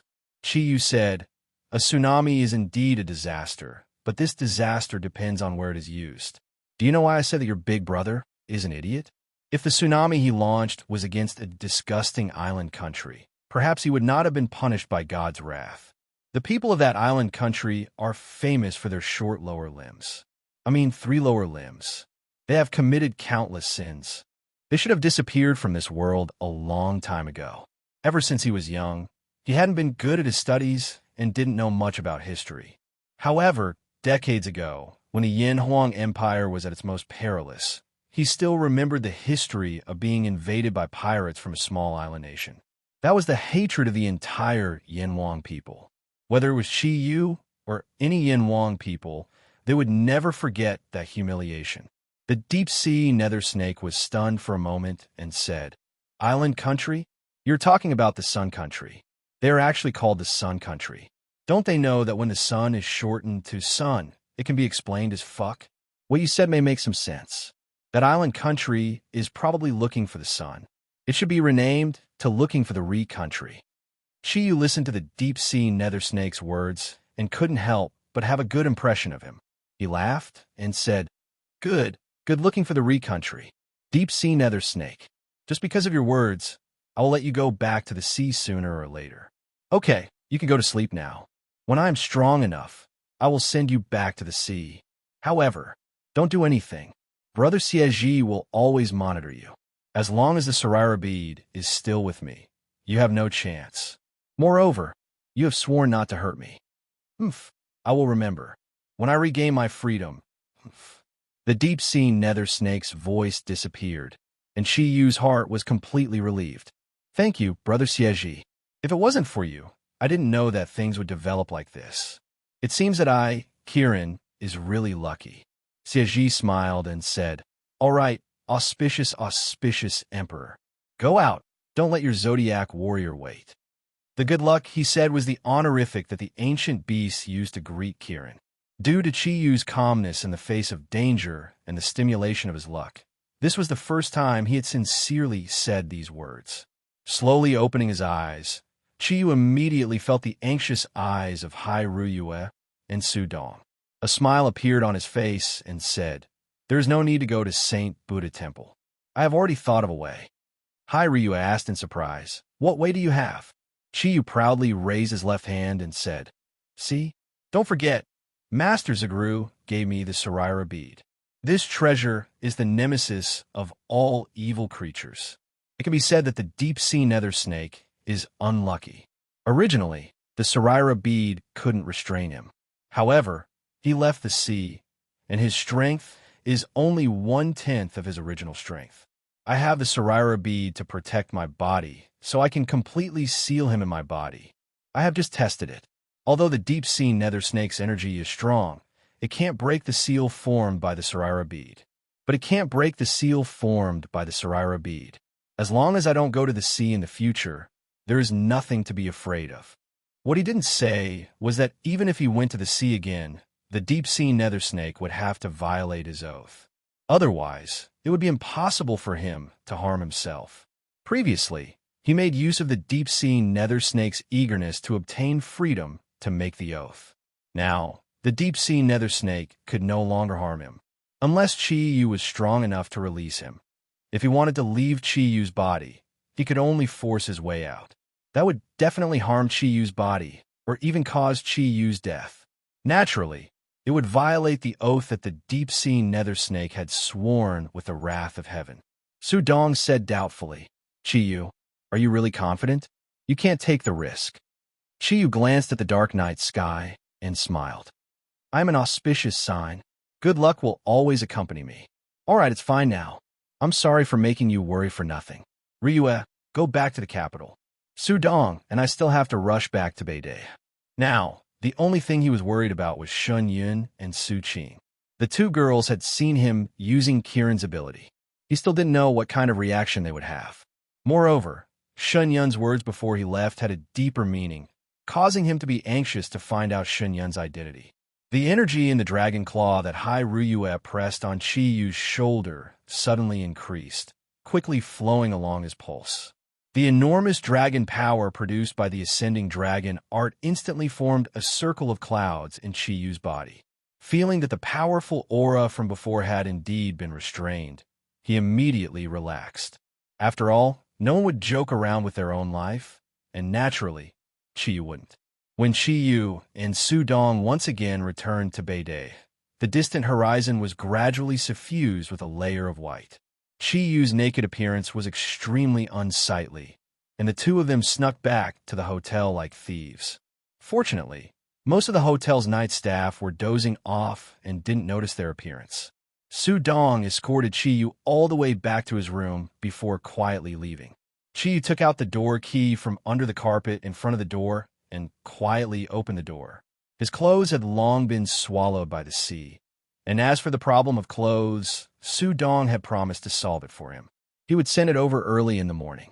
Quickly closing the door, Chi-Yu leaned against the door and let out a long breath. Although his body's condition wasn't bad, he still felt a sense of exhaustion, and that was completely from his spirit. This night's experience was too thrilling for a beginner like him who had just started cultivating. He had narrowly escaped death several times, and it was impossible to say that he wasn't afraid. Just as Chi-Yu was gasping for breath to calm himself down, suddenly, following a wave of fragrance, a black figure had already forcefully rushed into his embrace before he could react. Chi-Yu's heart that had just calmed down immediately rose to his throat. His body stiffened at first, but immediately after, the stiffness in his body was dissolved by that warm and supple, delicate body. Under the hazy light outside the window, his heart was filled with a sense of fullness. From the color of her hair, he already knew who the person who had suddenly thrown herself into his embrace was. You're back. You're finally back. I thought. Shun Yun's voice was choked with sobs as she tightly hugged Chi-Yu's body, as if she was afraid that he would disappear. Chi-Yu, who had always yearned for beauties, suddenly hug such a fragrant and delicate body, was really not used to it. Big Sister Yin, why did you come to my room? Shin Yin raised her head. Her beautiful face was already covered in tears. Her delicate body was slightly trembling, and her warm body was rubbing against the naked body of Chi-Yu. Soon, he had a reaction. Shin Yin suddenly felt the scorching heat from her lower body, and her delicate body trembled slightly. Only then did she realize that Chi-Yu did not even have a piece of cloth covering his body, and was immediately embarrassed. She quickly struggled out of his embrace and turned around. You, quickly put on some clothes. The space in front of Chi-Yu was empty, and his eyes couldn't help but reveal a trace of a smile. He walked into the bathroom and took a large towel to wrap around his lower body. Big Sister Yin, I think we should have a good talk. Shin Yin stole a glance and saw that Chi-Yu had already covered the weapon on his lower body. She immediately heaved a sigh of relief, but then she saw that the white towel had been propped up into a small tent, and her pretty face immediately turned even redder. Chiyu said somewhat helplessly, "I only wore a set of clothes, and they were all washed away by the sea, so I didn't have anything to change into. Sudong might send me some clothes later."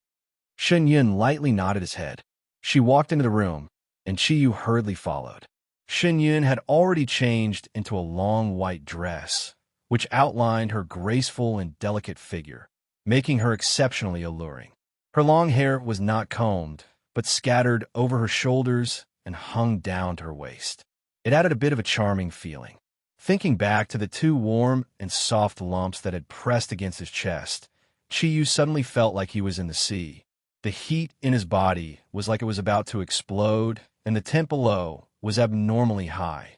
Shen Yun obediently sat on the sofa in the room, glanced at Chiyu, and said, Can you make it go down first?" Chiyu said with a bitter smile, "From head to toe, I'm afraid it's the only disobedient thing in my body. There's no other way. Who asked me to be young? My firepower is too strong." Shen Yun wiped the tears on her face, looked at Chiyu's somewhat awkward and helpless expression, and could not help but burst into laughter. "You scoundrel! What should I say about you?" Chiyu saw that Shen Yun did not look angry at all. He immediately seized the opportunity and sat down beside her. "Sister Yun, how did you know that I'm Kirin? When we faced the deep-sea nether snake, you obviously knew what it was, and you could tell that we were the Zodiac warriors. I think you need to give me an explanation." Shen Yun gently said, "Thank you, Chiyu. If it wasn't for you today, I'm afraid Chinger and I would have been swallowed by the purple ocean hell. Are you really okay? It seems less than 2 hours have passed." Chiyu was stunned. "Looks like you're really familiar with Kirin. Don't worry, I'm fine. After the deep-sea nether snake left the sea, its strength was greatly weakened. With the help of the Zodiac warriors, I've sealed it in my body." Although the beauty in front of him was enchanting, he was not stupid enough to casually say that he had the Sarira bead in his body. Shen Yun let out a sigh of relief. "That's good. When you used Kirin to descend, I really thought you were finished. You're still too weak. How could you withstand the backlash of the deep-sea nether snake?" Chiyu looked at Shen Yun's delicate face. He couldn't help but pull her soft hand and said, "It's fine. It's all in the past now. I'm too auspicious. Even the deep-sea nether snake can be touched." His heartbeat sped up when he grabbed her soft hand. Shen Yun didn't struggle. She just let Chiyu hold her, but her face was once again suffused with a layer of rose red. Shen Yun looked at Chiyu. Their eyes met. Looking at the beautiful eyes in front of him, Chiyu's heart was filled with a strange feeling. He couldn't help but reach out and pull Shen Yun into his embrace. He said in a low voice, "Big Sister Yun." Shen Yun hurriedly lowered her head. Although she let Chiyu hug her, she didn't dare to look at him. "Chiyu, I will never forget the debt of saving my life this time. If you really can't bear it, then do it with me." Shen Yun's voice was very soft. When she said the last few words, only the sound of a mosquito could be heard. Ever since Chiyu inherited Kirin's bloodline, his hearing ability had greatly improved. Naturally, he could hear her clearly. However, his heart felt as if it had been pierced by a needle. He scolded himself. "Chiyu, what's wrong with you? Although you're a hooligan, you're not a beast. How can you use kindness to threaten me?" As if he had been enlightened, he, who had been immersed in his desire, immediately woke up. The excitement in his lower body finally subsided. Chiyu let go of Shen Yun's arms and hurriedly sat on the bed that was slightly further away. "I'm sorry, Big Sister Yun. I didn't mean it that way." Shen Yun raised her head to look at Chiyu in surprise. In her imagination, with Chiyu's interest in beautiful women, how could he let go of such a good opportunity? Although she was willing, she was still a little nervous in her heart. She raised her head to look at Chiyu. Seeing the color of his face constantly changing, her heart couldn't help but skip a beat. She said with some disappointment, "I'm sorry, I forgot about you and Ming Ming." "No, Big Sister Yun, it's not what you think. Ming Ming and I are only friends. However, how can I have a relationship with you under such circumstances? I should have saved you." At that time, that deep-sea nether snake clearly sensed the aura emitted from my body, which was why it attacked. I was the one who brought the crisis, so naturally, I should be the one to resolve it. Therefore, I don't owe you a life-saving debt. Big Sister Yun, I don't want to offend you like this. Shen Yun looked at Qi Yu, and her eyes suddenly became a little more spirited. She smiled and said, "When did a ruffian become a gentleman? This isn't like you." Qi Yu pretended to be wronged and said, "I've always been a gentleman. Big Sister Yun, it's time for you to answer the questions in my heart." Shen Yun nodded lightly and said, "I know what you want to know. In a sense, I'm the same as you. Neither of us is an ordinary person. However, I didn't inherit Kirin's bloodline like you and become the king of the new generation of the Zodiac guardian deities. Simply put, I'm a member of an Easter guardian family." Qi Yu said with some surprise, "An Easter guardian family? Does that mean that you also have a special ability?" Chapter 31. Qi Yu said, "So, you're a member of the Shun family in Beijing." Shen Yun smiled and nodded. Among the four big families, the strongest is the Zhou family in Guangzhou, followed by the Su family in Jiangsu, and then our Shun family. The weakest is the Luo family in the northwest. Of course, this ranking doesn't mean everything. The four big families have their own forces that they cultivate in secret. Although the four big families have always been fighting openly and secretly, when it comes to the safety of the Yanhuang Republic, the four big families will naturally unite as one to fight against foreign enemies. Qi Yu asked curiously, "Then what kind of abilities do the four big families have? I heard that all the Guardians of the East have their own special abilities to fight against powerful beasts and foreign enemies. The wisdom of the Zodiac Guardian Warriors will only be born when there is a huge potential crisis in the East, but the Guardians of the East have always existed. Compared to them, you have been guarding the East for a longer time." Shen Yun said, "The abilities of the four big families are different. These abilities are also the secrets of the four big families. I can't say what it is exactly, but I can tell you that each family has more than one ability. And the four big families, without exception, all started with the ancient martial arts of Yanhuang. This is also the reason why their overall strength is strong. And those family members who have awakened their special abilities, as long as their ability is good enough. Once their ability is formed, they will become the core members of the family and the real guardians of the East. The current head of the Shun family is my grandfather. Grandfather has always been very interested in the Zodiac Guardian Warriors. He has looked for a lot of information to study your abilities and your origins. That's why I know that as Kirin, you have the destiny God's descent." Qi Yu said, "So that's how it is. Then what is your ability? Can you tell me?"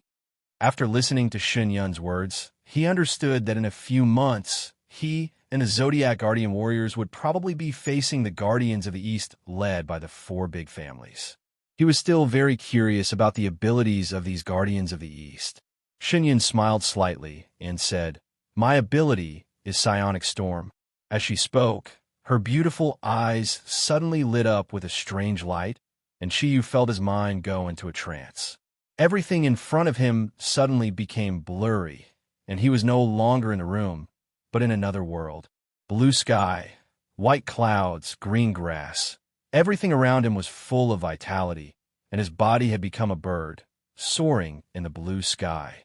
The phenomenon only lasted for a moment before it returned to normal, but it was enough to shock Qi Yu. Looking at the smiling Shen Yun, he could not help but ask in surprise, "Sister Yun, how did you do it?" Although he had yet to fully understand the true abilities of the Psionic Storm, he understood that it was a kind of mental attack. Shen Yun said, "Soul Tempest is a very special ability. My current cultivation is still not high, but once I reach a certain level, I will be able to use it. I can control people's minds and make them listen to my commands. It could also make people happy or destroy them spiritually. If it wasn't for the fact that the deep-sea nether snake today was too powerful and had 9 heads, I might have been able to help you a little." Qi Yu said sincerely, "What a strange ability. Although it's not a real attack, if you practice it well, wouldn't you be invincible in the world?" Shen Yun chuckled and said, "It's not as powerful as you think. Although my psionic storm can release powerful mental power in an instant, the effect depends on the opponent's ability. If the opponent's will is strong enough, If the opponent's mental power is very stable, then the effect of the psionic storm will be much weaker. If the opponent's mental power is stronger than mine, then I will be counterattacked by the psionic storm. After listening to Shun Yun's explanation, Chiyu could not help but think of the word balance. That's right. Every powerful force in this world was balanced. No matter how strong it was, there would always be a way to restrain it. Right? How is Chiyu? Is she okay? Don't tell me she's also the Eastern Guardian. Chiyu suddenly thought of Su Qing, who had fainted from fright, and hurriedly asked. Shunyun smiled and said, "Don't worry, Qing is fine. She's sleeping in our room. Don't forget, my ability is Psionic Storm. Qing is just an ordinary person. Although my Psionic Storm ability is not very strong, it can still erase her memory for a short period of time. I helped her rebuild her memory of that moment. You just need to remember that we went back to the hotel to rest after swimming. Don't say that there will be no problem if it's exposed." Chiyu heaved a sigh of relief and said, "I see. That's good. Your psionic storm is really amazing." When he thought of the ambiguous moment when they were swimming, Chiyu could not help but look at Shun Yun's firm chest again. He gulped, and his lower body naturally reacted. Shin Yun blushed and said, "It's almost dawn. I have to go back." As she said that, she seemed to be a little flustered as she stood up. Chiyu hurriedly stood up. Because the sofa and the bed were very close to the ground, the two of them stood up at the same time and were only about a foot away from each other. Shun Yun's fragrant and delicate body exuded an alluring aura. Chiyu suddenly felt a chill in his lower body. Perhaps it was because the weapon kept touching, but the towel actually fell at this moment. I'm sorry." Chiyu hurriedly lowered his head to grab the towel, but because they were too close, his head touched Shin Yun's body. The place he touched was the two firm and full breasts. The soft and bouncy feeling immediately made Chiyu's mind go blank. Shin Yun groaned and took half a step back. Her leg tripped on the sofa, and her body fell backwards. "Be careful." Chiyu hurriedly hugged Shun Yun's delicate body and pulled her back. In his panic, he used too much force, and Shun Yun's delicate body suddenly collided with his body. As he lost his center of gravity, Shun Yun cried out in alarm, and the two of them immediately fell towards the bed. Before Chiyu could wrap the towel around his body, he was suddenly pressed down by Shun Yun's full and delicate body. The fire in his body suddenly ignited. One of his hands subconsciously hugged Shun Yun's perky buttocks. Shun Yun's rosy lips just happened to touch his scorching hot lips. Perhaps Shun Yun was not dry wood, but Chiyu was definitely a raging fire. Even wet wood would probably be ignited by him. The moment he came into contact with Shun Yun's lips, his body seemed to explode with a roar. The scorching chi crazily surged towards his lower body while trembling violently. His lower body seemed to be about to explode. It was frighteningly hot. Under the intense stimulation of lust, Chiyu's consciousness immediately became blurry. He ignored everything else and deeply kissed Shin Yun. With a flip of his body, he pressed her down. Right now, there was only one thought in his mind, and that was to release the surging lust in his body. Just at this moment, a clear ringing sound rang out. Chiyu and Shun Yun's bodies trembled at the same time, and their lost clarity of mind recovered a little. Chiyu's originally somewhat crazy movements stopped for a moment. Another ringing sound rang out. Chiyu was stunned for a moment. Only then did he realize that it was the doorbell. The intense stimulation below his body immediately decreased a little. He took a deep breath and struggled to get up from Shun Yun's body. "Who is it?" When he asked these two words, Chiyu was also shocked. He discovered that his voice had actually become low and hoarse. "Chiyu, are you all right?" Su Dong's voice came from outside the door. There was a hint of concern in that soft voice. Chiyu glanced at the tender and beautiful Shun Yun beside him. Shun Yun's breathing was still very rapid. This time, not only her beautiful face, even her exposed arms were emitting a layer of enchanting rose red. His eyes revealed a trace of unconcealable panic. He hurriedly tidied up his clothes and stood up from the bed. Chiyu grabbed the towel that had fallen to the ground and wrapped it around his waist. He opened the door to his room and saw Su Dong standing in front of the door with a set of clothes looking at him. When he saw him open the door, his eyes could not help but reveal a look of inquiry. Chi-yu somewhat awkwardly took the clothes and said, "Many thanks." Su Dong smiled and said, "What are you thanking me for?" "All right, I'll go back first. I didn't sleep for the whole night. I should go and make up for it." After saying that, he looked at Chi-yu with a deep meaning in his eyes. With a trace of a strange smile on his face, he turned around and left.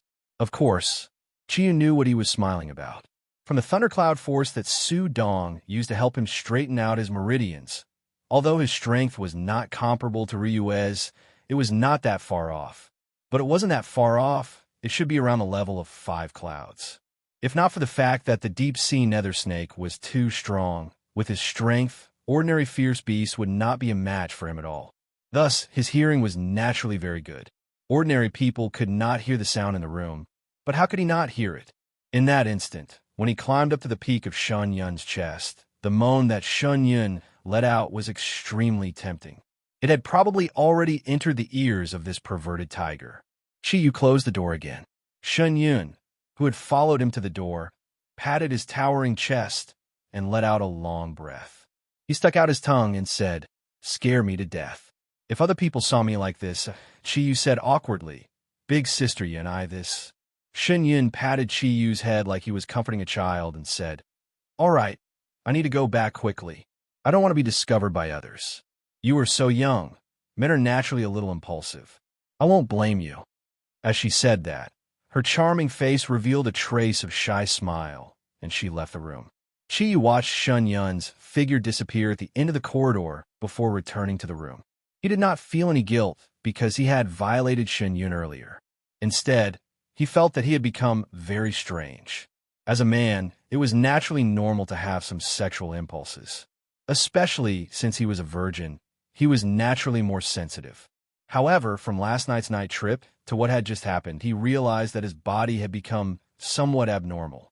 It was not that he had never had sexual impulses before, but it was definitely not as strong as it was now. Even he did not know why it had become like this. Once the flames of desire in his body were aroused, it would be very difficult to control. If not for Su Dong's sudden appearance, he might have already taken Shun Yun's body. The scorching feeling in his body still had some lingering effects.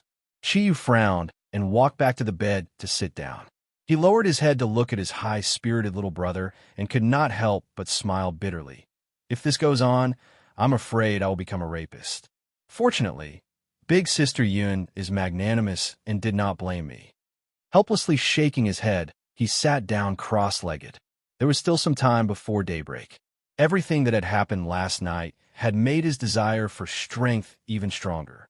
He deeply understood that his current thundercloud force was still too far away, but luck could not help him solve everything. Only strength was the hard truth. Chi-yu knew that ever since he had gone to Tibet, his fate had changed. He was no longer a useless little ruffian. Kiran's bloodline had brought him powerful abilities, but at the same time, it had also brought many changes to his life. In order to make these abilities only bring him good effects and not death, he could only become a true expert as soon as possible. Without thinking any further, the exhaustion of his body and mind quickly caused him to enter the realm of cultivation. The thundercloud force that had been recovered by Hai Ryue and Su Dong slowly began to circulate. The four-colored thundercloud force floated and moved along his meridians. Just as Chi-yu began to cultivate, Shun Yun had already returned to her and Su Qing's room. Closing the door, her originally gentle gaze suddenly changed. With a faint cold light, she glanced at Su Qing, who was sleeping on the bed, as if she was thinking about something. After a long while, Shun Yun gently shook her head and said to herself, "Since he has already appeared, then everything must proceed according to plan. Chi-yu, your will is more resolute than I imagined." At this point, the temperature around Shun Yun's body suddenly dropped by a lot. Her originally black eyes actually turned a deep blue. Her body floated up and slowly landed on the bed. She put on her clothes and lay down. As the time of cultivation continued to extend, Chi-yu increasingly felt that cultivation was a very wonderful thing, especially the comfortable feeling that his entire body felt after cultivation. It was something that could not be replaced by anything.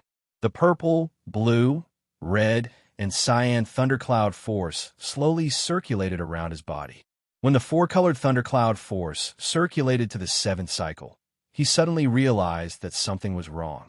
The originally balanced four-colored thundercloud force had some changes.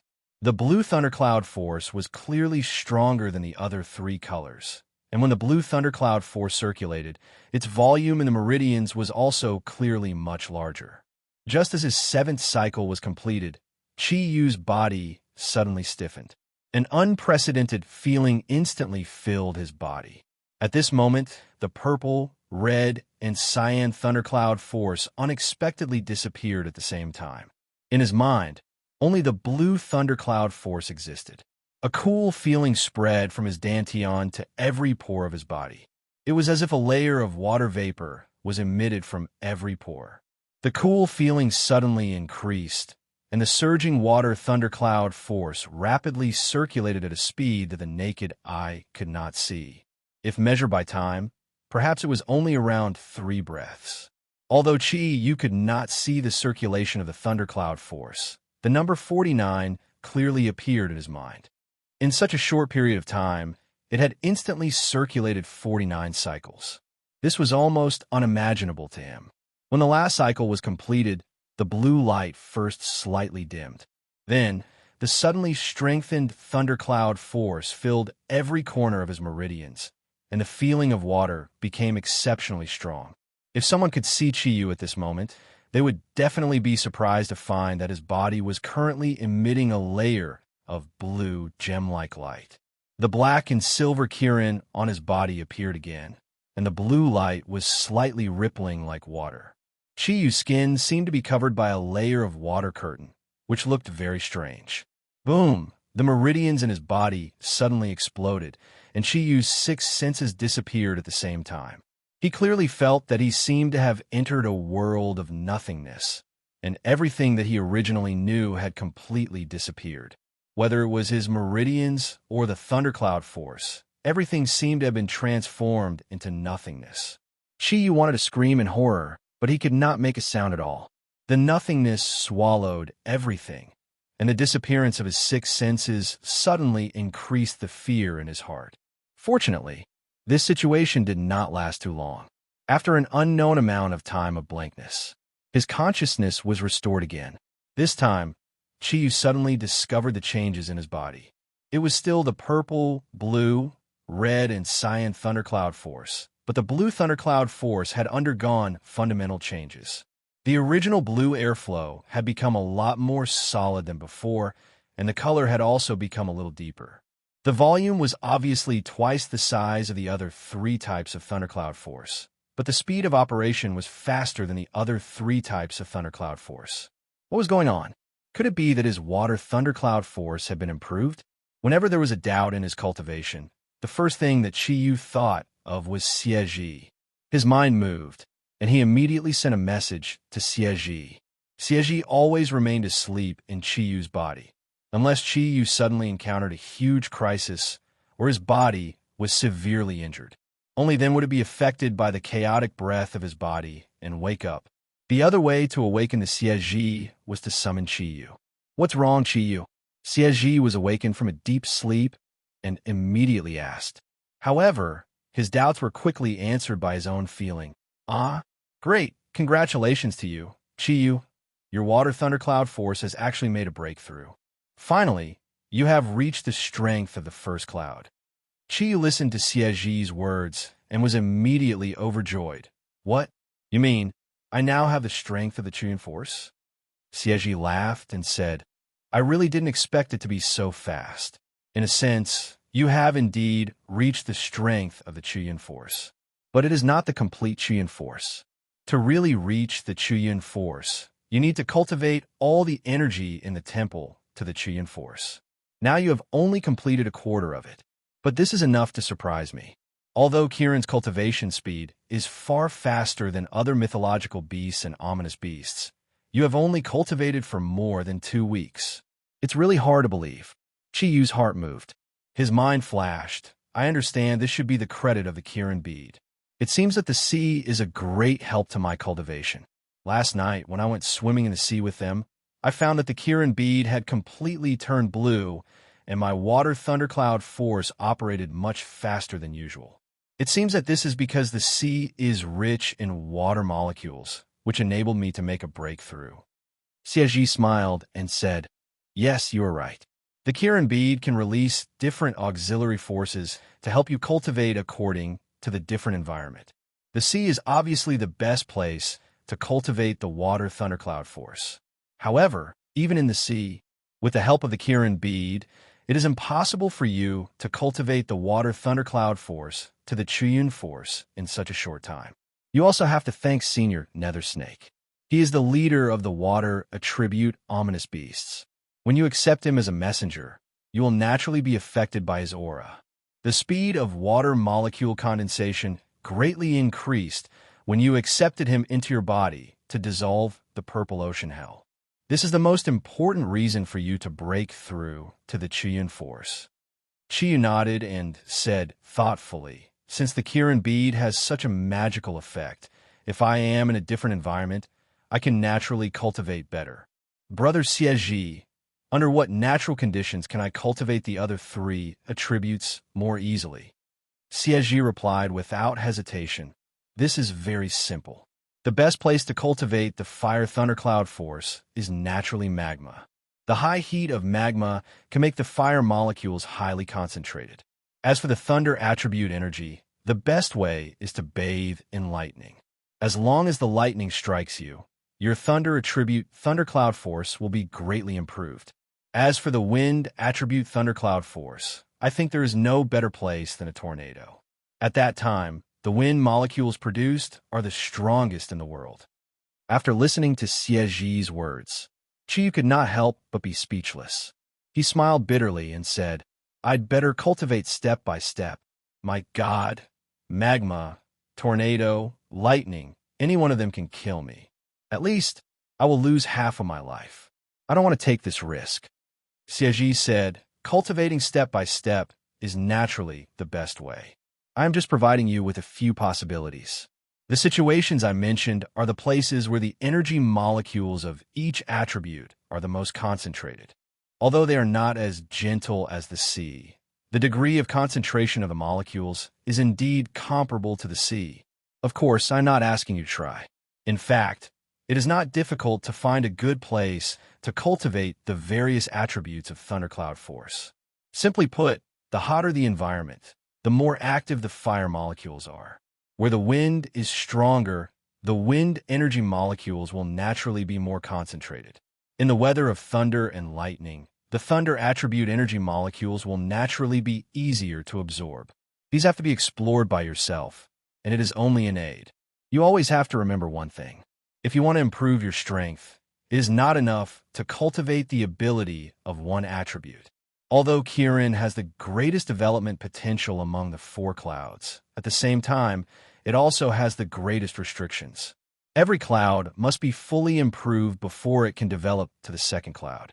In the future, the cultivation of every cloud will be like this." Chiyu smiled bitterly and said, "I have heard this from Masters Agro before. It seems that I have to work hard to cultivate the other 3 thundercloud force." Siaji smiled and said, "Take your time. Cultivation cannot be rushed. You can make an attribute breakthrough in such a short time, which has greatly exceeded my expectations. You have to know that if it was an ordinary Zodiac Guardian, if it encountered a situation like yours, it would directly have the strength of Chuyun. It's only been 2 weeks. If I'm not wrong, it's only been 2 weeks.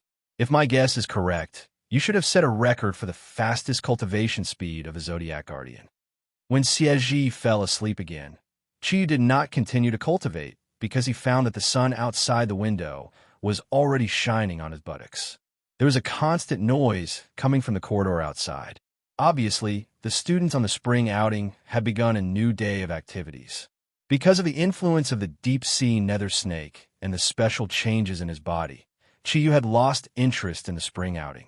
He went out for a simple exercise, but he did not go to the beach again, although the deep-sea nether snake had sworn. However, Chi Yu was currently extremely careful, afraid that he would be killed if he made a mistake. Soon, he saw Su Qing again. Just as Shunyun said, Su Qing had forgotten everything that happened that night. She was still so lively and cheerful, no different from before. But Shunyun seemed to be deliberately avoiding Chi Yu, even when he saw him with Su Yan. She also lowered her head and did not say anything, but her face revealed a shy expression. Even Su Qing, who had a straightforward personality, could see some changes. Su Qing's expression towards Chi Yu suddenly became cold, and she gave him a lot of eye rolls. After lunch, the teachers of Qingbei University gathered all the students. After counting the number of students, the short 2-day spring outing was over. Tens of thousands of students would return to Qingbei University to continue their studies. Day by day, life became a lot calmer. There were no more waves. Chi Yu repeated almost the same days. He woke up in the morning and ate Xinyun's breakfast. If there was a class, he would go to class. If there was no class, he would directly return to his room to continue cultivating. At noon, he ate Xinyun's food again. In the afternoon, he would occasionally go out for exercise, but most of the time was still spent on cultivation. At night, he still ate Xinyun's food and then immediately returned to his room. Of the 24 hours in a day, he had at least 16 hours to cultivate, and this was still under the condition that he had classes. Xinyun purposely hid from Chi Yu, and Chi Yu also purposely hid from her. Ever since that day, he vaguely knew that Xinyun had the heart to repay him with her body. For some reason, Chi Yu always felt a little uneasy in his heart. Judging from a situation when he kissed Xinyun that day, she was not a simple woman of the same sex. Her sexual orientation should be two-way. At the very least, when he was intimate with her, her body also had a very strong reaction. If it was in the past, Chi Yu would have already found an opportunity to provoke Xinyun, but after experiencing the matter of the deep-sea nether snake, he had matured a lot. Although he still desired the opposite sex, he did not dare to really have anything happen with Xinyun. In his subconscious, he was afraid of two words, and that was responsibility. Chi Yu was a person who liked freedom. His heart was always floating. Although Xinyun gave him the feeling of being at home, he did not really want to have a stable girlfriend. Of course, this was only one of the reasons. In the depths of Chi Yu's heart, although Kiran's bloodline was noble, he knew that his own ability was still too weak.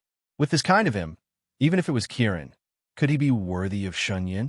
Because of his own reasons, there were more or less some sequelae from being intimate with Xinyun, which made Chi Yu's cultivation even more diligent. The habits of a ruffian seemed to have been completely restrained. The dormitory door opened, followed by a bang. Chi Yu ate the instant noodles that he had just cooked, while watching Su Qing walk in from the outside with a gloomy face. Qing, you're back. Do you still have classes in the afternoon? Chi Yu asked with a smile. Today, Shenyun's physics and thermal department had organized a visit to a large company related to physics and thermal technology. Without a super chef overseeing things, Chi Yu could only eat some instant noodles to solve his stomach problem. Su Qing threw her bag on the sofa and snatched the noodles from Chi Yu's hands. She said with slight annoyance, "All right, stop eating. I have something to say to you." Chi Yu was stunned and said, "What's the matter? Just say it. There seems to be something wrong with you these days. Miss Qing, even if I touch something that I shouldn't have touched in the sea that day, you don't have to wear a long face all day."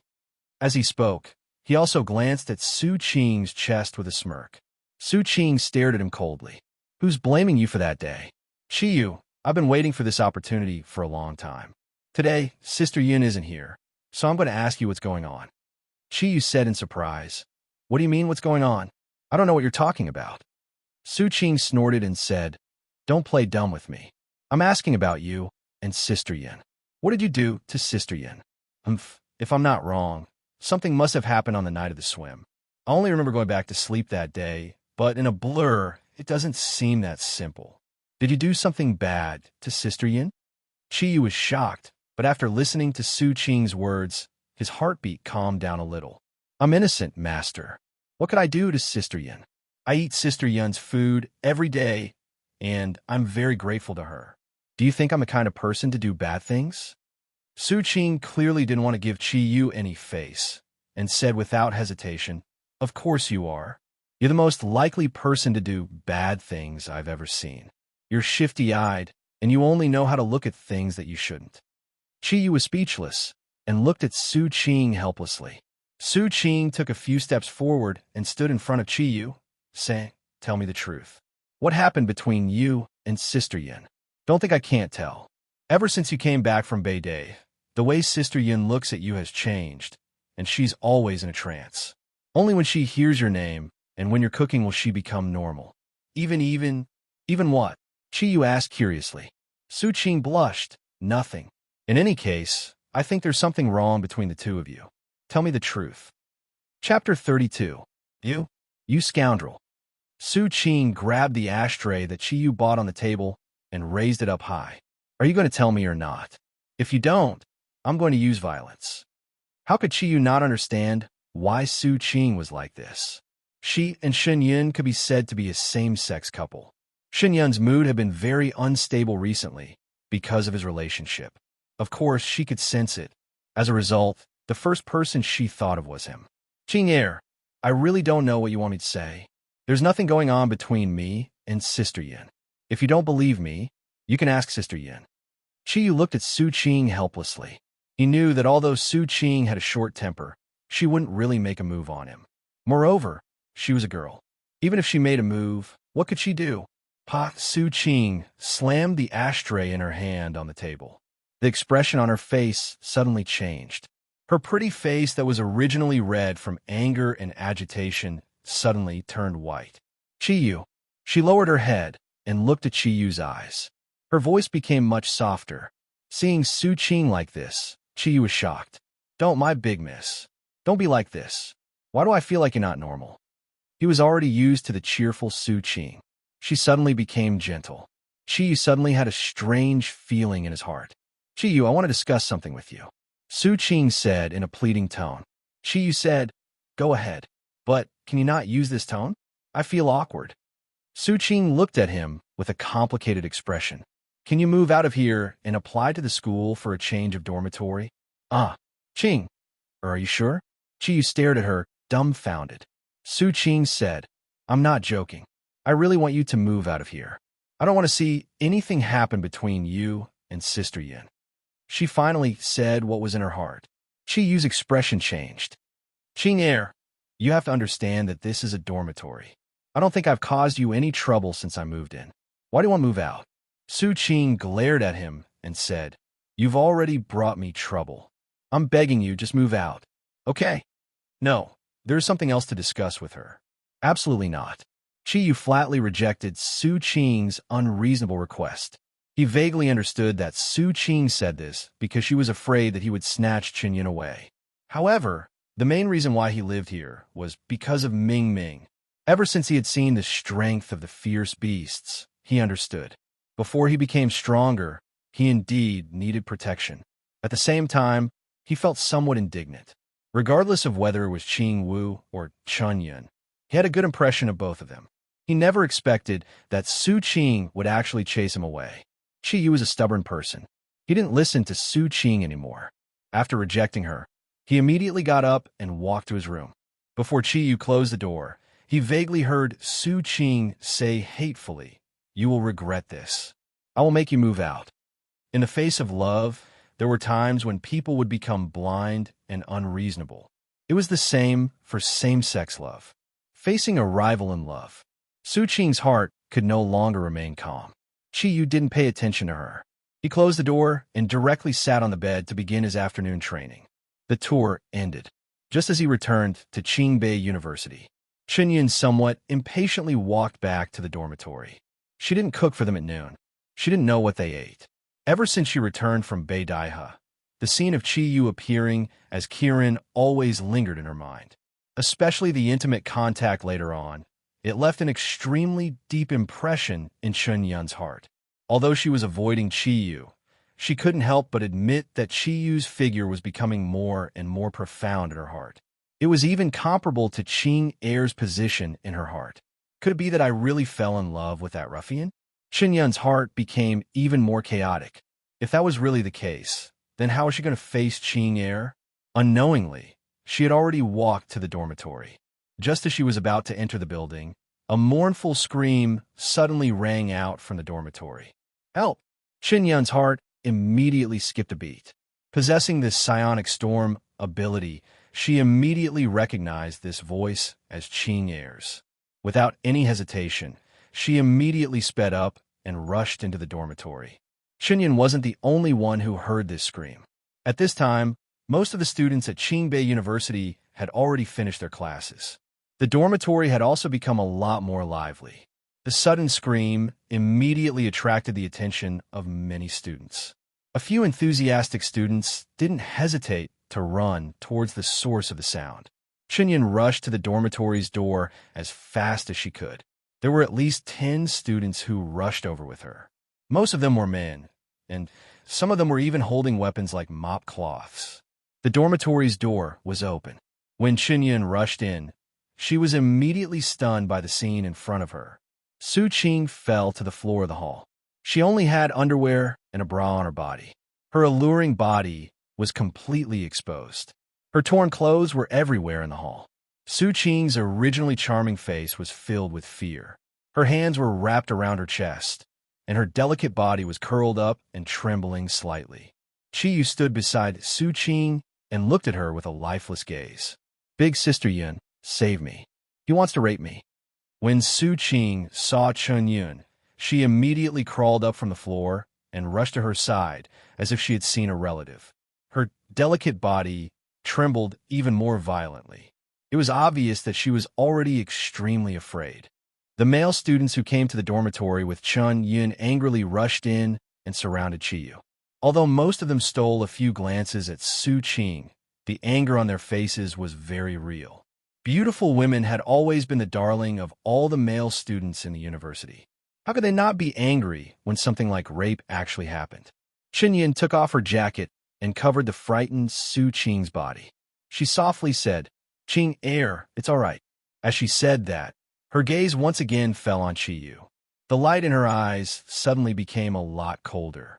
Qiyu, I need an explanation. At this time, Qiyu woke up from his daze.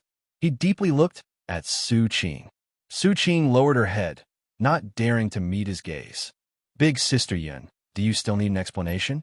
I think you already determined that I did something. Chen Yun's complexion became pale. Her eyes that were filled with disappointment carried an intense sorrow. Why did you do this? Qiyu, could it be that you are really a hoodlum? Could it be that I really misjudged you? Send him to the Academic Affairs Office to be dealt with. Our Qingbei cannot have such a disgrace. A bespectacled male at the side shouted angrily. His words immediately resonated with the other students. For a moment, all the spearheads were pointed at Qiyu. Qiyu looked at Chen Yun, as if he didn't hear the words of these students. His voice was a little low and even a little hoarse. Big Sister Yun, do you believe that I would do this? Chen Yun was slightly stunned. She looked at Su Qing with a complicated gaze, then looked at Qiyu. Of course, she didn't want to believe that all of this was true. But the truth was placed in front of her eyes. How could she not believe it? Qiyu obtained the answer from Chen Yun's eyes. He closed his eyes and took a deep breath. When he opened his eyes again, they were filled with an ice-cold light. A few male students had already approached Qiyu. They reached out their hands to grab his arm. Scram! Qiyu glared. His entire body emitted a sharp aura. The few male students who wanted to grab him immediately stopped breathing. They subconsciously took a few steps back. I will leave by myself. I will go to the Academic Affairs Office. As he spoke, he took large strides towards the door. When he passed by Chen Yun and Su Qing, he paused for a moment. His gaze flashed across Su Qing's pale face. I will remember everything that happened today. After saying that, he raised his head.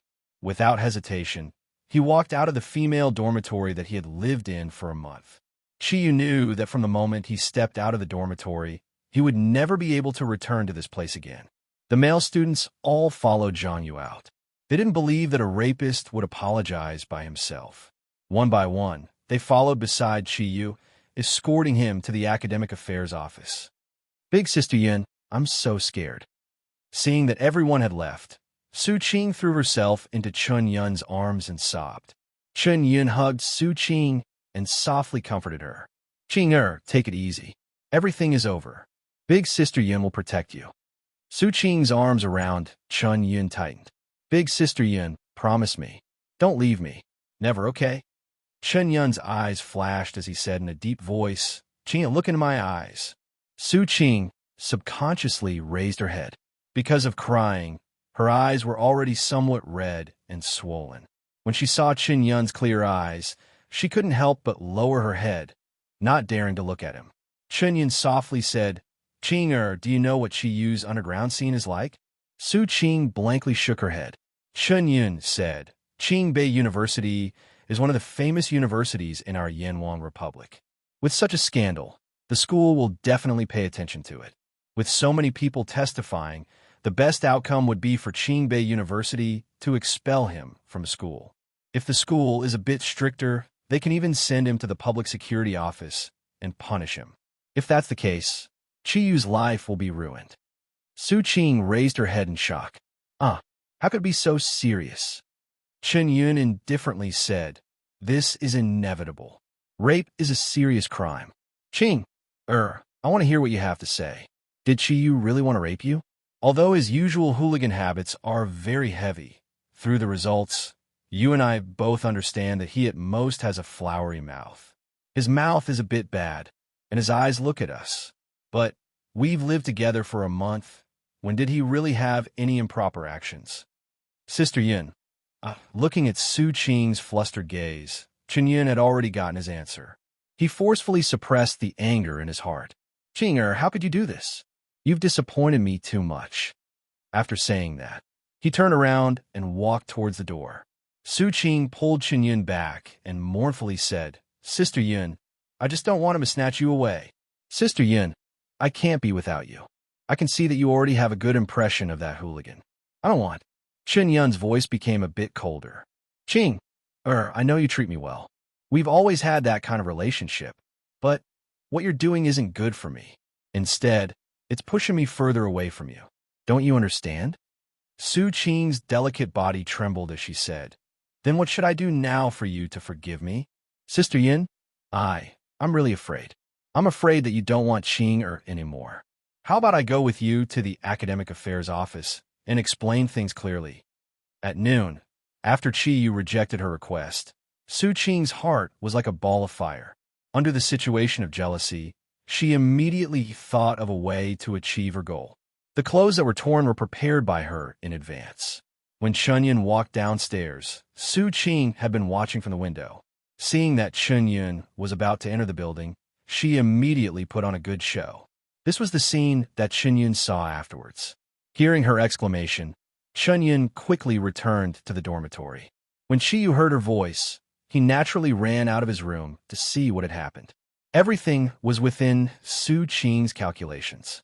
However, when she saw that Shiyu had resolutely left the dormitory, she didn't know why, but her heart didn't feel happy. Instead, she felt a constant twitching pain. Seeing Su Qing's flustered appearance, Chen Yun's heart couldn't help but softly shake his head and say, No, you can't go. If you go and explain, maybe Chi will be fine. But if you use this method to frame a classmate, the school won't forgive you. Perhaps this is Chi Yu's fate. You don't need to explain. I'll go talk to Chi Yu. Right now, I just hope that he doesn't receive any criminal punishment. If he's really taken away by the police, then you have to come out and clarify things.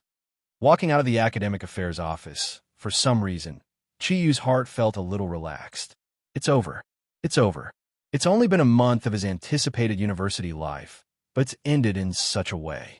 Although he thought that Su Qing would think of a way to force him to stay away from Chen Yun, he didn't think that it would come so quickly and in such an extreme manner. Because Chi Yu was introduced by Hai Ruyue, who contributed a lot to Qingbei University. Therefore, after a difficult discussion, the academic affairs office decided not to call the police. But there were so many students present as witnesses. No matter what, the school had to give an explanation. After weighing the pros and cons, expulsion was clearly the best choice. He was ordered to return to Suhi to pack his things and leave Qingbei University. Cancel his student status. Return to pack his things? No, he didn't have anything to pack. All of his money had been saved in his bank card a few days ago. As for those few pieces of clothing, it didn't matter. Since he was expelled, the book that Qingbei University gave him was naturally useless. He really didn't want to face Su Qing and Chun Yun. If the one who framed him today was a man, perhaps Qi Yu would use the most intense method to take revenge. Offending a hoodlum was definitely not something that could be easily dealt with. But Su Qing was a woman, and a beautiful one at that. Qi Yu had always thought that men who hit women were the most tasteless. He naturally disdained to do such a thing. The only thing that he couldn't bear to part with was the feeling of home. After all, the dormitory was not his home. Walking on the road, Qi Yu couldn't help but be a loss. He didn't know where he should go. The basement that he lived in had already expired. Naturally, he couldn't go back. He also didn't want to go back to that place. Go back to Longyu Courtyard? No, he couldn't go back there. Hai Ryue might have already received the news of his attempted rape. She might even give him a cold face. Who would believe him? In their eyes, he was more of a good-for-nothing hoodlum. Without Kieran's bloodline, they probably wouldn't even look at him. Thinking of this, Qi Yu couldn't help but laugh at himself. Qi Yu. A voice awakened Qi Yu from his thoughts. He raised his head in surprise and looked towards the direction of the voice. Wenwei was like the first time she saw Qi Yu. She was holding a few books in her arms and walked towards him. "Hello, Teacher One," he said. What happened before made Qi Yu no longer have the mood to appreciate the beauty. The place where Wenwei taught was very close to where Qi Yu taught. They could often see each other. She was also one of Qi Yu's main targets of appreciation. Every time they met, they would greet each other. They were more or less familiar with each other. "Qi Yu, where are you going? You don't look too good. Did you get into trouble again?" Wenwei looked at him curiously. Qi Yu smiled bitterly. "Let's not talk about it. I still have things to do. You will know soon. Teacher Wen, I hope we will have the chance to meet again." Finished speaking, Qi Yu took large strides towards the outside of Qingbei University. He didn't know why, but he really wanted to leave this university as soon as possible. Wenwei looked at Qi Yu's back and couldn't help but frown. She muttered, "What's wrong with him?" Walking out of Qingbei, Qi Yu took out his phone from his pocket. He hesitated for a moment before dialing a number. "Hello, who is it?" A loud and clear voice came from the other side of the phone. "Wicked, it's me." "Teacher, why did you think to call me? Is something the matter?" "And it's nothing. I was expelled from Qingbei University. If you have time, chat with me for a bit." "What? You were expelled?" "It can't be." "Sherbo, what happened?" Jita hurriedly asked in surprise. "Enough. Don't ask. I don't want to say." "Wicked, I only ask you one thing. Do you trust me?" "I didn't do anything wrong." Jita said without hesitation. "Of course I trust you." "Teacher, do you still remember the scene when you broke the wall with one punch?" At that time, the righteous aura that was emitted from your body had already proved your character. Qi Yu's heart warmed. He secretly sighed. In this world, there are still people who believe in me. "Teacher, where are you now? I'll go find you." Qi Yu turned around and looked at Qingbei University behind him. He said, "I'm at the entrance of Qingbei University. How about this? I'll keep walking south. Come and pick me up. I want to drink some wine now." "All right, then wait for me." After hanging up, Qi Yu's mood immediately relaxed. He didn't expect that there would be a friend who trusted him when Vol wasn't here. Just at this time, Qi Yu's phone rang. He lowered his head and looked at the number. It was Shun Yun. Qi Yu hesitated for a moment. In the end, he still pressed the button to hang up. He didn't want to listen to any criticism right now. Shun Yun stood at the entrance of the administration office. Hearing the busy tone on the phone, she couldn't help but feel anxious. Qi Yu, why didn't you pick up my call?" When she rushed over, Qi Yu had already left. Qingbei University was so big. She could only call Qi Yu first. Her heart slightly moved. Since he was expelled, would he go back to pack his things? Thinking of this, Shunyun didn't call again. She hurriedly ran towards the dormitory. Just as he hung up, his phone rang again. Looking at the number on it, Qi Yu couldn't help but frown. The call was from Hai Ryue. Just by looking at this number, Qi Yu could imagine her roaring voice. This time, he hung up even faster. Just as Hai Ryue's call was hung up, Su Dong's call came. Qi Yu raised the phone in his hand angrily. However, he hesitated for a moment. In the end, he didn't throw it down. After all, this phone was given to him by his best brother, Vol. He sighed and turned off the phone. Walking aimlessly on the street, Chiyu suddenly felt very disappointed. He originally thought that he already had a few friends. However, because of today's matter, they were no longer friends. Perhaps it was a mistake for him to become the king of life, guardian gods. As he smoked one cigarette after another, he suddenly felt that there was no point in cultivating hard these past few days. He didn't walk alone for long. A car horn suddenly sounded, scaring Chiyu. When he turned around, he saw Jida, who had a mountain-like figure, had already jumped down from his off-road vehicle. "Master!" Jida called out to Chiyu. He was already in front of him. Chiyu glanced at him as a trace of a smile appeared on his face. His heroic spirit soared to the heavens as he said, "Since you can come, I will treat you as a good brother. Don't ask anything. Come, let us brothers drink." Jida only said one word, "Okay." They didn't drive. Instead, they walked along the street. Chiyu's originally bleak figure seemed to be filled with vitality again. The next day, when Chiyu woke up from his sleep, he felt a splitting headache. He couldn't remember what happened last night. He only vaguely remembered that he and Jida found a small restaurant, ordered a few dishes, and drank to their heart's content. Chiyu also didn't know how much he drank. He didn't know if he was happy or in pain when he drank. He only remembered that he drank until he passed out. Shaking his head hard, Chiyu's consciousness became a little clearer. With a turn of his mind, the water thundercloud force in his body flowed along his meridians. The cool air flowed upward, and he immediately felt a little better. Chiyu found himself in Jida's car, and Jida was driving. Jida was driving on the road. He didn't know where they were going. "Jida, where are we going? You didn't seem to drink any less than I did yesterday. Can you still drive?" Jida turned his head and smiled. "Master, it's best if you don't discuss the issue of alcohol tolerance with me. This thing is innate. I see that you're in a bad mood. Why don't I take you somewhere to relax?" "Relax? Where to?" "The Sun Nation," Jida replied. "What? To the Sun Nation?" Chiyu suddenly woke up. "We're going to the Sun Nation for a mission. You don't have to go to school anyway, and there doesn't seem to be anywhere to go. Just think of it as coming with us. How about it? Are you interested? If you don't want to, I'll send you back to the Dragonfield courtyard. We're on the airport highway now. It's not too late for you to decide."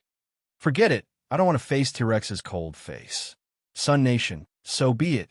But what are you going to do with those Re-clan people? Do you want to cause some damage to them?" The thought of causing damage to the Sun Nation that he had always hated, Chiyu suddenly became spirited. Jida laughed and said, "We're not going to cause damage. This mission is very important. The goal is to rescue someone. Last time you showed your power in my house and made my old man squint. As the king of the Zodiac guardian gods, if you come with us, the chances of success will naturally increase." Chiyu naturally knew that Jida overestimated his ability, but he didn't explain anything. He only asked curiously, "Who is so important that the yellow flame soul is mobilized?" Jida said seriously, "The person we want to rescue is Professor Guanping, who studied in Japan." Professor Guanping was an expert in genetic research. Although he was only 29 years old this year, he had an extremely high status in the world of genetics. A few days ago, the Domestic Security Department suddenly received a call from him. He said that he had made a very wonderful new discovery in genetics. However, the Sun Nation had already found out about this, and they were probably going to do something bad to him. In order to bring his research back to his motherland, he hoped that the National Security Department could send someone to fetch him back. I'm afraid the Sun Nation is already making a move against him, so we must act quickly. They had to rescue him before the Sun Empire truly took action against him. I see. How many people from the Yen Huang Soul are going this time? As the most mysterious organization in the Yen Huang Republic, Chiyu had always been very interested in the Yen Huang Soul. Jida said, "4. What? Only 4?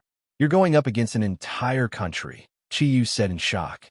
Jida chuckled and said, "Master, you'll soon see the power of the Yen Huang Soul.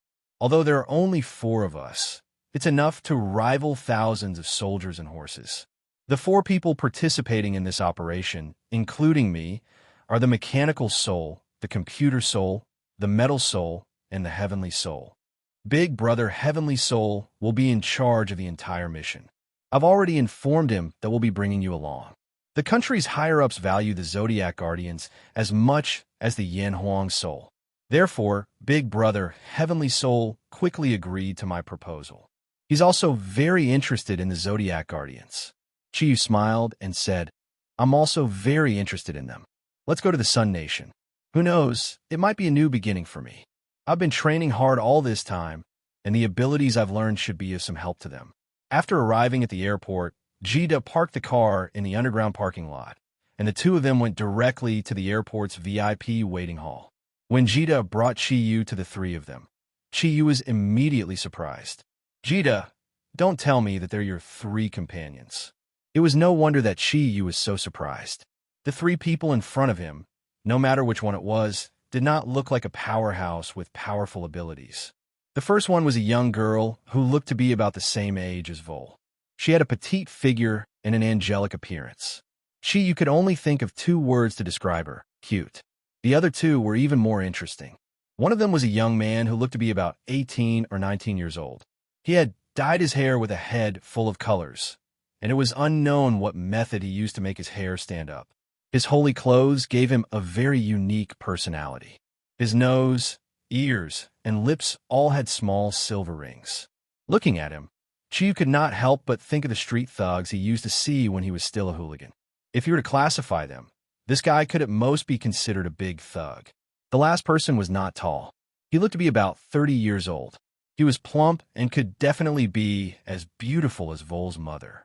He wore a pair of glasses on his face, and a pair of small eyes revealed a humble light.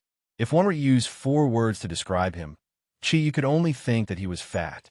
These 3 people, could it be that they were the masters of the Yan Huang Soul?